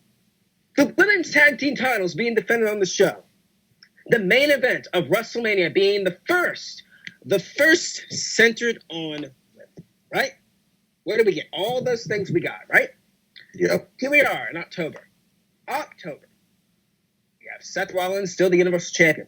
Becky Lynch is the Raw Women's Champ. Charlotte is now the new SmackDown Women's Champion. Finn Balor's in NXT. The Intercontinental Championship is on Shinsuke Nakamura. The WWE title is on Brock Lesnar. Hell in a Cell. Actually, April. Also, Bray Wyatt makes his debut, right? Little TV segments with Bray Wyatt. The Mr. Rogers character, right? Firefly Funhouse shtick. We didn't know what it was going to be. We didn't know what that was going to be. We thought it was going to be a complete joke. Here we are. October. Right here inside Hell in a Cell. Seth Rollins and The Fiend stepping inside Hell in a Cell. What did you expect to happen? I want to ask each of you individually, what did you expect to happen inside that match? With the ending. Well, I think you already said it. Yeah, I think we pretty much all You said have our all thoughts. already said it. There's no need to answer, my brothers. The entire wrestling fan base as a whole are a bunch of freaking idiots. You are going out there, throwing a... Okay, first I'm going to say something on the match. The match was good. I liked it. I loved the red lighting inside around the cell. I loved it. I loved the red lighting everywhere. That granted was kind of hard to focus a little bit. But I loved it. It was actually like you were in hell. I think that's what they were going through. Seth Rollins was really trapped in hell with his own demon. Or in this case, clown. Nowhere to run. Seth had to do what he had to do. Right? Sledgehammer shot. Yep. Ref called the match off. Here we are. The closing segment. Mandible Claw. Seth Rollins gushing blood from the mouth. Which I thought was freaking awesome. On the concrete, too, no less. Huh? Yep, you know it. Hell, when that happened, I was with a few family members watching the match, and we were all chanting. We were literally all chanting. When the Mandible Claw was locked in on the concrete, we were all chanting, "Kill, kill, kill, kill, kill." And ladies and gentlemen, my brother Christian Maracle said it best. Seth Rollins was dead. Going into that match, Seth Rollins is dead coming out of that match. Heck, we didn't even see him on Monday Night Raw because he was selling the injury. Bray Wyatt, we don't know what the heck was going on with him. The Fiend, we don't know what's going on with him. Striking Now, I want to only read to you what I put on my YouTube thing right here. Let me just say, and I quote from myself, let me just say, despite the confusing ending to some, this show was fun. Plus, remember I said in my video, I'm going to enter the show regardless of the outcome. Now let's get on the big topic out of here.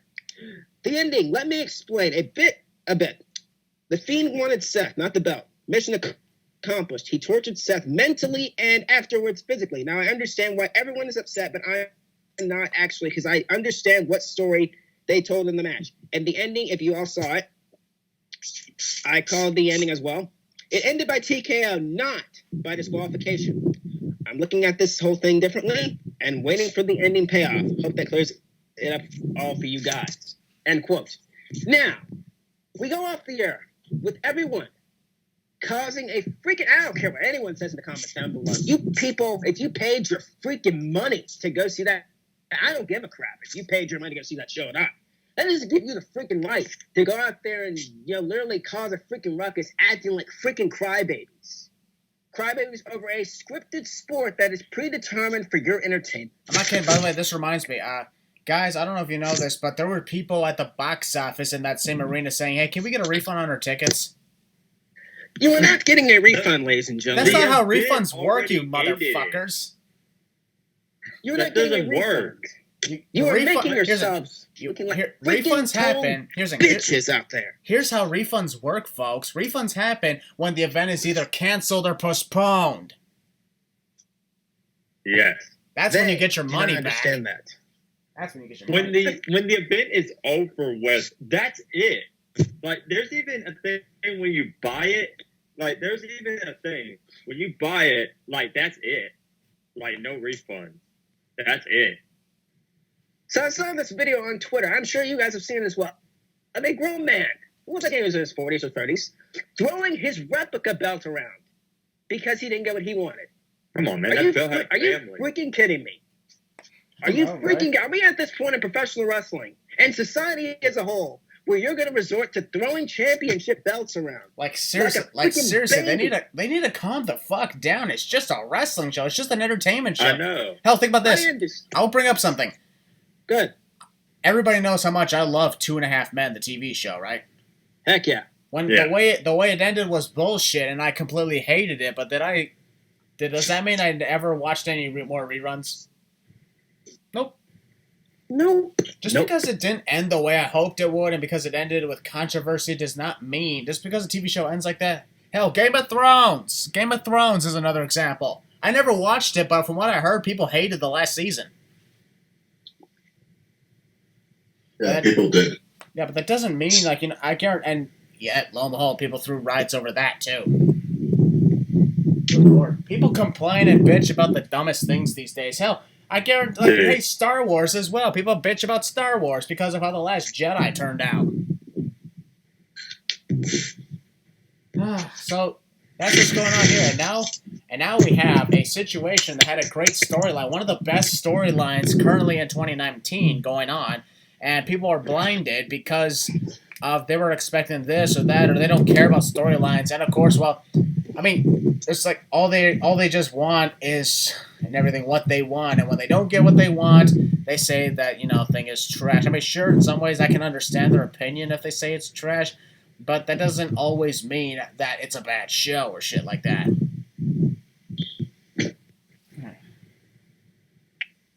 Well, Willie, continue on, sir. Thank you, Mr. Maracle. Now, we're at this point in your life as a wrestling fan where you resort to throwing replica belts around, throwing hissy fits like a freaking 2-year-old. Now, I understand the Losers Lounge. We have our times where we can get angry. We have our times where we can, get a little out of control, a little out of hand. But you don't see us going out there. Of course, you can't see us, of course, yet. You can't see us, throwing our replica belts around. You don't see us freaking causing ruckus over our predictions or an outcome of a show or a certain wrestler. Hell, how many times have we gone off on this show and have never, ever once gone and, didn't hear that stuff? Yeah, we don't break things. We never once broke things. We never threw fits. We did not pull we didn't act like Vicky Guerrero or anything like that. God, and people acting like dumb and freaking 16-year-old idiotic morons. You are children. Exactly. You are freaking children. I'm going to repeat that again so you can hear me. You were acting like freaking children out there. Are those the same guys who thought CM Punk was going to show up last week? Exactly. What about John Morrison? They thought he was going to show up last week too. What have we been saying on these shows for the past few months now? Don't always believe what you read on the internet. We stopped, and honestly, here's the thing. An embarrassment to professional wrestling. That's the real reason why the sport of wrestling sometimes can be hard to watch. It's because of fan reactions. But that's why we're trying our best to just ignore them. This is why myself, my fellow losers, we live in a place called Russellville.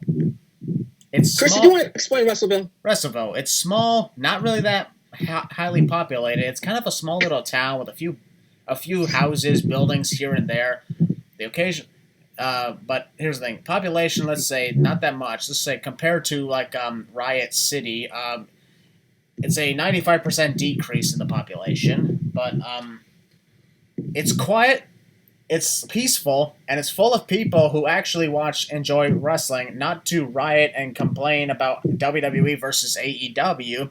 But it's a bunch of people who are just kicking back, relaxing, enjoying wrestling, and even if they disagree with something, they're like, fuck this shit. All right, well, that didn't work out well. We'll see you next time. Bye. And then we come back and we're like, okay, I'm calmed down. All right, let's continue on. Now, people still people still Embarrassment wrestling. people still hold a grudge all just because of the 2015 Royal Rumble still. And Ladies and gentlemen, it is 2019. we brought that up so many times on this podcast, haven't we? You're still talking, to this day, you're still talking about the 2015 Royal. Heck, are you still talking about the 2014 Royal Rumble? How about that one? What about the 2013 one, the Royal Rumble, when The Rock defeated your freaking hero, CM Punk, which, by the way, he is not coming back to professional wrestling. Yeah, what's this I hear about him facing Randy Orton or shit like that? Give me a freaking break. You thought he was going to show up at Double or Nothing. You thought he was going to show up at All In. You thought he was going to show up on AEW's premiere debut. You thought he was going to show up on WWE television this past Friday on SmackDown. Newsflash, ladies and gentlemen, I've been saying this for a while. Phil Brooks will come back when he wants to. Heck, I'm not Phil Brooks. None of these men in this freaking call are Phil Brooks. Get this out of your freaking... Oh, and by the way, John Morrison. John Morrison debunked those freaking rumors of him coming back. So get him out of your freaking heads, too, you freaking idiotic moron. And I know some of you are probably thinking, oh, this is a podcast for a bunch of freaking marks. Newsflash, I'm not a mark, I'm not a smart, I'm a professional wrestling fan. And you're a loser, like me. I'm a fellow loser like my friends here. These guys are not my family. These guys are treated with nothing but love and respect, and I treat them with respect and love as well. That's what you need people need to do out there. You people. And you know who I'm talking to, each and every one of you morons out there. Respect the freaking business. And I understand that Vince McMahon can do the stupidest of things. The stupidest of things. And the writers can do the stupidest of things and the moronic things in the business. I understand that. Oh, yeah. But you people are a legit embarrassment. And this past Sunday was a freaking show of why the WWE doesn't give you what you want. Now, Becky, I'm going to go back on Becky Lynch. Months ago, you all know, I was upset because the entire Becky Lynch Seth Rollins shtick, and that Becky Lynch being shoved down my throat. And all shtick. Here I am right now in October. Hold a second. I apologize for interrupting, but what's that noise I keep hearing? Yeah, who's drinking? Who's drinking? I'm not doing anything. What is that? It's kind of weird. Sounded like somebody walking on. Sounded like somebody walking on snow. Or drinking. Oh, well. Someone's sipping something. It's not like squeaky noise. Yeah. It's kind of weird, but you know what? Hey, we have mysteries on our podcast that are left unsolved, so it happens. Oh, yeah. Keel Ballard, sorry for interrupting. You were saying. Wait, someone said hold up. Wait. Who said hold up? Oh no, I said oh well. All right. It's so good, right? Back to what you're saying, good, brothers. I don't know about you guys, but like this past Sunday was a reason and a point, a good example why the professional wrestling fan base is being looked down on, especially when you have all these idiotic morons on freaking social media going and making freaking fools of themselves, threatening to cancel their WWE network. First of all, newsflash, you are not going to cancel your WWE network, okay? First of all, I can't do it because I have a friend's network. Second of all, there's really no reason to do it. You're just going to go back and watch the next freaking month. Heck, you people probably who started that hashtag once again on Twitter, you probably are the ones that started that stupid give Divas a chance freaking hashtag a few months ago in 2015. Well, in some ways, I can understand the Divas thing. That's true. I know. We'll Or no, not that hashtag. My apologies. Get the give women a chance shit. In that 2019. That hashtag. In 2019. That hashtag. 2019. That hashtag. Thank you, Crystal. But it's like you freaking people on social media going out there making fools of yourself. Fools. Complete embarrassment of professional wrestling. You get me sick. You people legit make me sick to look at this community as a whole. I can't speak for all these guys, but you people are the example of the wrestling fan that shouldn't be allowed in the community. Going out there and throwing replica belts around, causing a scene over a scripted show. A scripted show, going out there and being pissed over the Kabuki Warriors winning the women's tag team. I know people out there who are pissed about that. You know what I'm talking about. No reason to be pissed about that shit. People freaking pissed about the last women's standing match. Now, I personally was not a big fan of this match, but some people were. The last women's standing match between Natalya and Lacey Evans this past week on Monday Night Raw. And some people were freaking pissed that The Fiend and, of course, Seth Rollins didn't show up on Monday Night Raw. As Christian said, they were selling. There's a little thing in wrestling called selling, ladies and gentlemen. Okay? Learn it. You people made me sick this past week at Hell in a Cell. Sick. Legitimately sick to my stomach this past week at Hell in a Cell. It's embarrassment. I'm throwing around that word a lot in this show. I don't give a shit. An embarrassment to this business. An embarrassment to this product. I have had enough of these freaking morons out there thinking that throwing a temper tantrum like a freaking 3-year-old is going to handle anything. Canceling your network's going to handle anything. I understand your reasoning probably behind it is like, oh, Vince is going to hear us now. Yeah, he's going to hear you. He's going to be laughing his ass all the way to the bank. He don't give a crap. He don't give a crap about you. And I know people last year were thinking when the entire announcement of, we're going to give you what you want, damn it. We're going to give you what you want. No. They didn't give you everything that you wanted.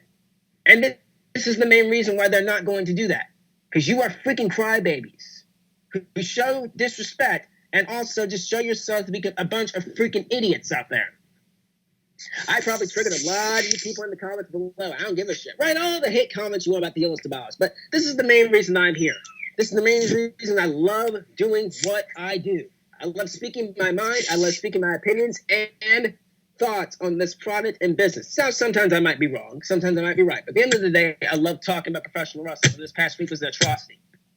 And the ending of Seth Rollins being choked out, I freaking loved it. I smiled at that shit. That was awesome. I was chanting, same as you, Christian. I was chanting, kill, kill, kill. That guy is the new Roman Reigns, and you know it. You freaking know that man is the new Roman Reigns. This is disgusting display this past week at WWE wrestling fans' behavior this past Sunday. Disgusting, made me sick. Here's another thing. I just wanted to say another thing as well because you brought up what you said. Like I said many times before, in all our months of seeing Seth's push and his born title reigns, it was never personal. But what the Fiend did to him, we enjoyed it very much. To quote Thanos, I even said like what the Fiend's about to do to him, I'm gonna enjoy it. And people actually thought I was let down, but I'm like, nope, I enjoyed it. Like I even quoted on Twitter, in the most brutal way ever. I'm like, seeing blood gush out of Seth's mouth as his jaw got crushed on the concrete put a personal smile on my face. Oh, and by the way, ladies and gentlemen, there's another reason why that ending was booked. It wasn't time for the Fiend to win the championship. And as these guys just explained, oh, why did they do it? Why did they do it? They already explained it to you. Go back and listen to it. Yep, go back. Ladies and gentlemen, you are the embodiment of what wrestling fans, a certain part of this fan base, should not be a part of. You're immature 3-year-old geeks who think you know shit out there in the freaking community.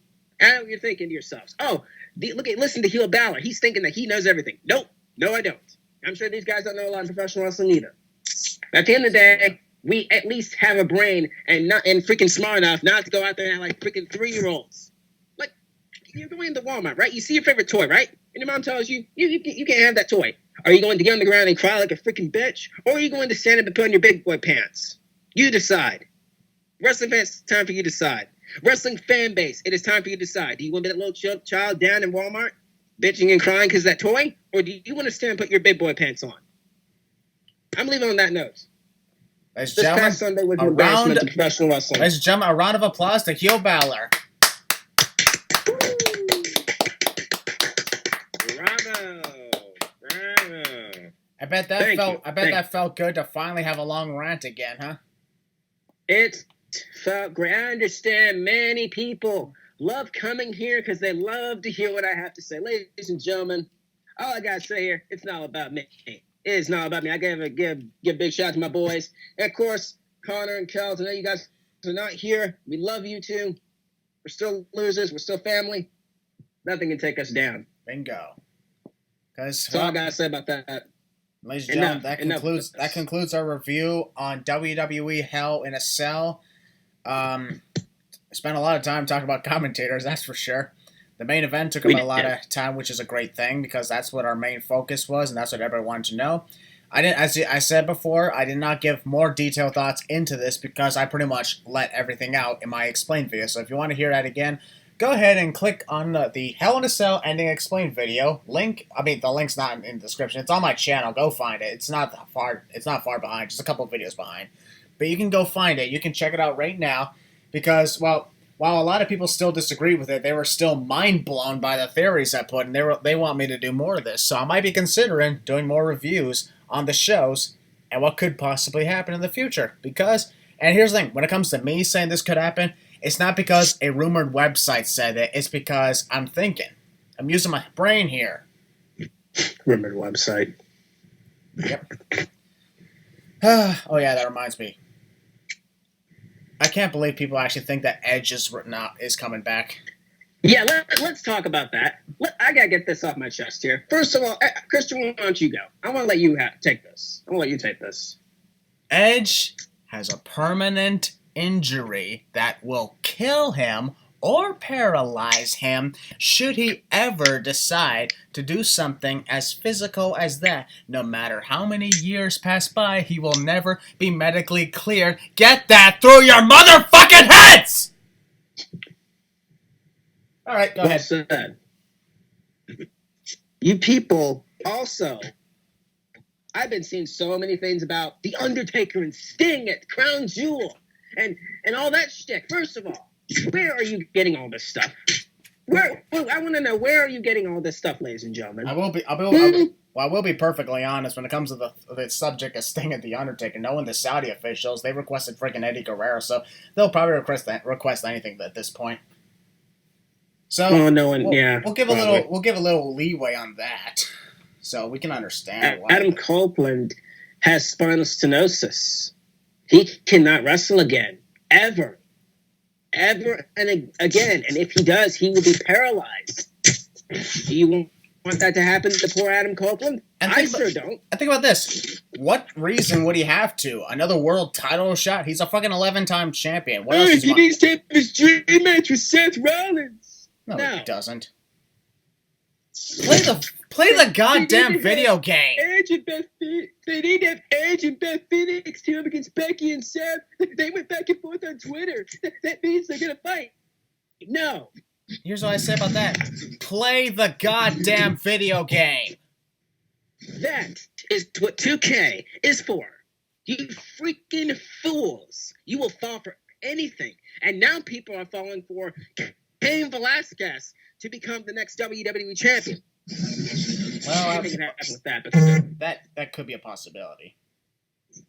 Well, that's true, but still, and the entire Kofi Kingston situation. I think we already talked about this. People need to freaking get a grip. This is a gripe for me, at least. People need to get a freaking grip. You're acting like Brock Lesnar killed the freaking man. You're acting like Brock Lesnar killed the man. Mind if I say something about it? Of course. We got time. I'm in a freaking mood right now. We got time, I think. Keep going, Leo. You got the floor, man. Like, when I watched SmackDown, or the way the match, like, went on, I'm like, kayfabe-wise, if you take it into granted, it's Kofi's own fault, because he legitimately ran and jumped at Brock Lesnar, and Brock caught him. So it's pretty much Kofi's own fault that he lost the match and the title. So I don't know if anyone wanted to look like but that. He deserved a better ending to his run. He deserved a better ending to his title reign. Your answer to that, Leo? Is sure, but come on, did you not see what happened the last time Brock and Kofi fought? East Indies. Boom, boom, boom, boom. Down goes Kofi. 1, 2, 3. That's the end of the story. Yeah, exactly. And don't you dare, people, call racism on this. Don't you dare.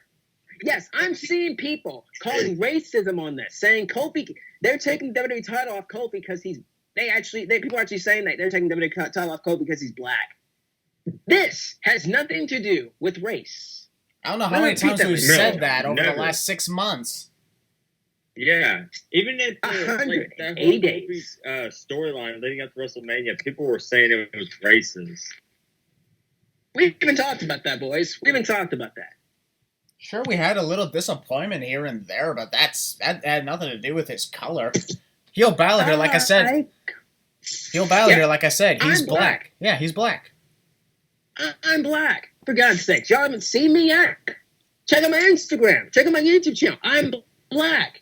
Sure, I had white, whatever. I'm black. Okay? This has nothing to do with race. This has nothing to do with race. This has to do with anything like that. So please, Please take that out of the context right now. Please. It's not about race. And by the way, I did crap on Kofi Kingston's run, but it was only towards the end of it. Towards the end of it. When it got stale, boring, and just uninteresting. Basically, when he started, days, basically when he started his feuds with Dolph Ziggler, Samoa Joe, and Randy Orton, huh? Yep. Basically, that's where I started to sound on Kofi. That's where it started. And the fact that people are calling racism, and the fact that people are saying Kofi got robbed. Kofi got robbed. WWE started a freaking hashtag, for God's sakes. They started a hashtag, for God's sakes, to this, how serious this guy. God, this is ridiculous. You people need a show. Last week was a freaking example of the wrestling fan base just losing it. Losing it. You people need to stop taking things too seriously. I understand you're probably writing in the comments right now. I can already see him right now. Oh, the Lounge is taking things too seriously. Christian took things serious when he talked about this topic. Ryan took things too serious when he talked about this topic. Leo took things when he talked about this certain topic. And Phil Balor, he's all talk but no action. No. Hold a second. If people actually said you're all talk and no action, the response, we never wanted to do any action. There's no action to be done. At least we're man enough to admit it. Everybody else trying to start this whole war between WWE and AEW, shit like that, thinking they're going to accomplish something when really they're just wasting the time of their lives. They're just wasting their times on social media, constantly pestering those who like one side or the other, saying that you have to choose one side or the other, and that there's no way you can get out of it. Even though, of course, if I did that, I'd just be going against everything I've ever said about being a fan of professional wrestling, having a passion for the business that I used to fucking wrestle in. I used to wrestle myself. I used to be in the indie scene. I had to retire because of a freaking neck injury. That's fucking sucks, yeah. But I don't blame anybody for it. And anytime WWE pissed me off, I just brushed it off and continued later. Sure, I didn't like it when the part-timers were champions. Sure, I didn't like it when Shawn Michaels came out of retirement. Sure, I don't like it when The Undertaker kept coming out of retirement. But of course, despite the fact that all of that happened, I always had a passion for the business. And now that AEW is here, I have a passion for that business too, because I enjoy what I've seen so far in the very few episodes and pay-per-views that they have. I am probably going to watch AEW tonight, later after this recording is over. Here, ladies and gentlemen, it's Wednesday at the time of this recording. But this just goes to show I'm not part of this war thingy. I'm not going to waste my time being a hypocrite to wrestling. I'm not going to waste my time just constantly trashing people for liking one thing and hating the other, because if I did, that made me look like a hypocrite. I'm not a hypocrite, I'm not a liar, and I love professional wrestling. Now get some respect for yourself, because I have respect for professional wrestling. That is what I'm saying about this. Thank you very much. Bravo. Well said, Christian. I want to give you a round of applause, my brother, because everything you said right there was basically everything I was thinking, because this fan base as a whole, we are just the majority. We are just the majority of the fan base who actually understands and knows how the business works. You have the majority out there who think they know everything, and they think they can do everything just by going and typing on a keyboard, or just posting something on Instagram or Twitter or YouTube, making a YouTube video, and just screaming into a microphone, which is basically what we're doing. But still, the thing is, people are going to call you out, and people are going to say, oh, but you're nothing but WWE suck-up. You're going to defend them everything that they do. No, we're going to call them out. I've called everything out on WWE. I've called everything out on AEW. That's the thing. It's pro wrestling for a reason. And then there's some people out there saying that, oh, you're not in the business. You have no right to talk about this stuff. You're not in the business at all to know what they're talking about. Are you? Really? That's the response I give. Are you? And that makes people shut up, because they realize, oh my God, I'm not in it. You're an idiot for calling us out, but you're making yourself look like a bigot by realizing that you yourself are not a part of it. You're just fans. You don't need to be making yourself look like a bunch of jackasses just because. Pussies is what they are. That's what they are, Leo. The way I want it to be. You know what? The people asking for refunds, that's like asking for refunds when you go to a movie. You're the one who paid for it.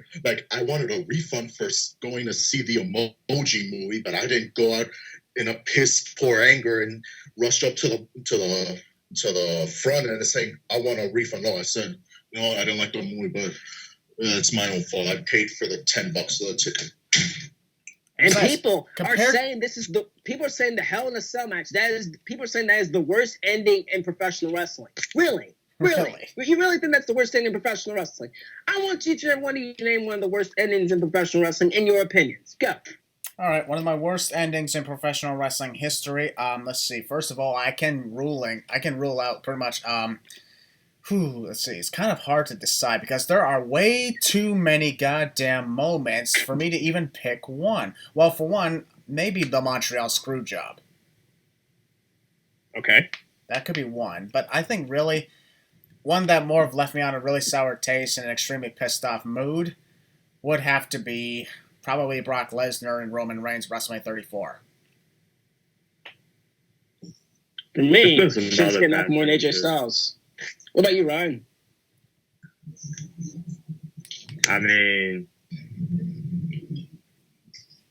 I'm in a freaking mood today because this garbage. God. Good, Ryan. I don't know. Well, I get it. You can't pick one because anytime a bad moment happens, you shut it out of your mind. Yeah. Mm-hmm. And that is a great thing.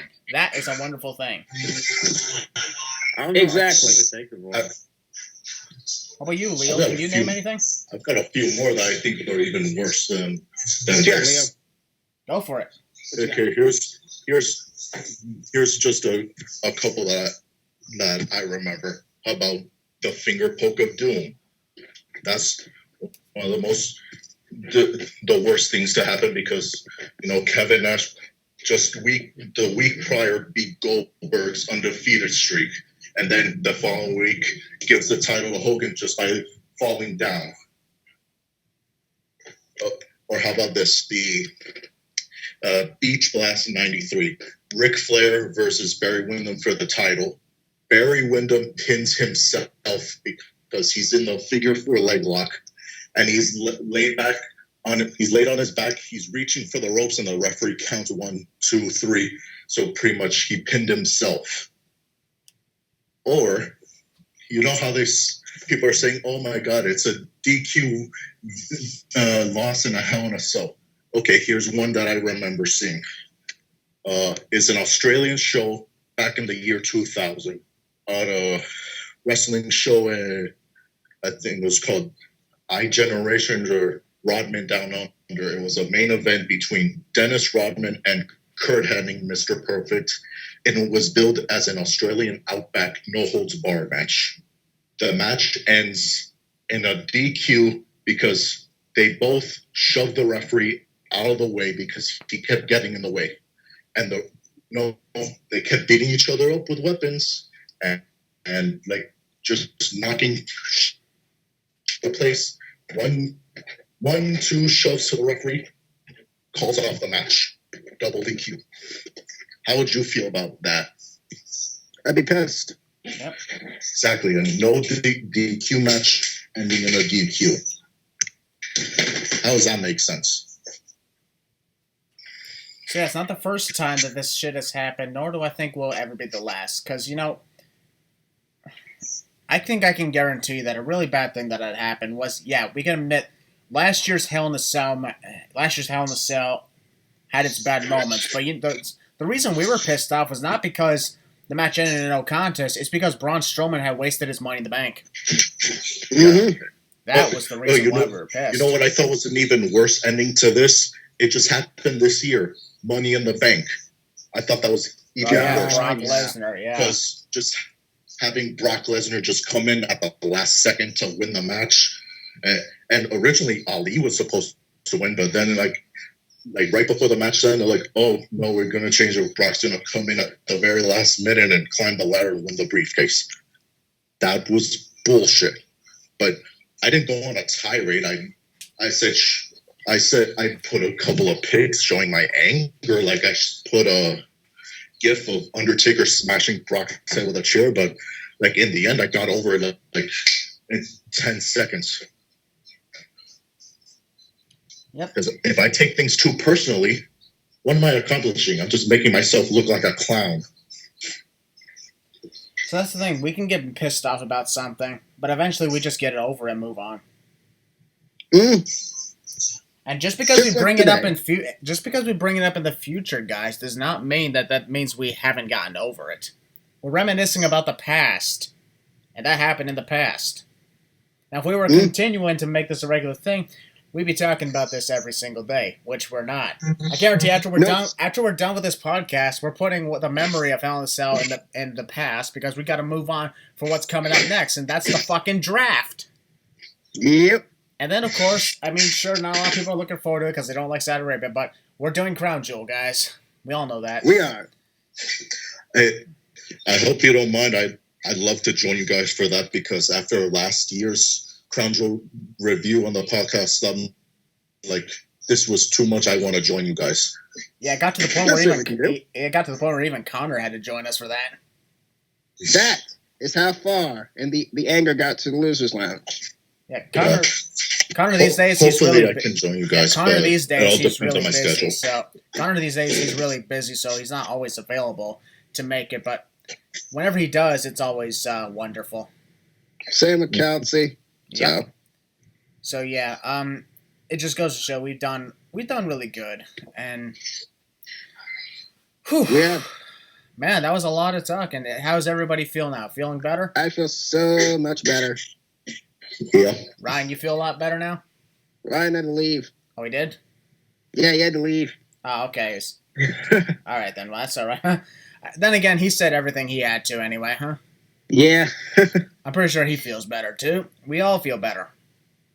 Yep. Much better. So, So one folks... more thing. So at the end of the day, I hope you all, at the end of the day, after what you just heard, all we said in this entire thing was that the wrestling fan base is one word. Fickle. Bingo. Christian, go right ahead. Let's end this shit. All right, guys. This is pretty much the end of Leo, once again, thank you very much for returning on the Losers Lounge podcast as our guest. No, thank you for having me. It's always a pleasure. Even if it wasn't a podcast, I love talking with you guys just to discuss our passion for the wrestling business. This is Leo's first appearance on my channel in almost a year since he congratulated me on the 100K subscribers video. Yeah. That was wonderful, huh? You know, I still look back on that celebration. Because it was just so freaking good. Really great feeling at the time. Anyways, guys, ladies and gentlemen, we are done for this edition of the podcast. Hope you guys enjoyed it. Probably more than you enjoyed Hell in a Cell. We'll be back next week because we are going to be reviewing the draft. Hell yeah. And we're going to give our thoughts to the superstars who got drafted where. So the next time you see us, we will have probably new rosters. Yep. Mm-hmm. So, ladies and gentlemen, thank you guys for joining us. And, well, Heel Balor, you know what to do. We're the Losers, and this is our lounge. I hope you learned everything in this podcast. If you didn't, that's not on us. That's on you. Too sweet. Peace out.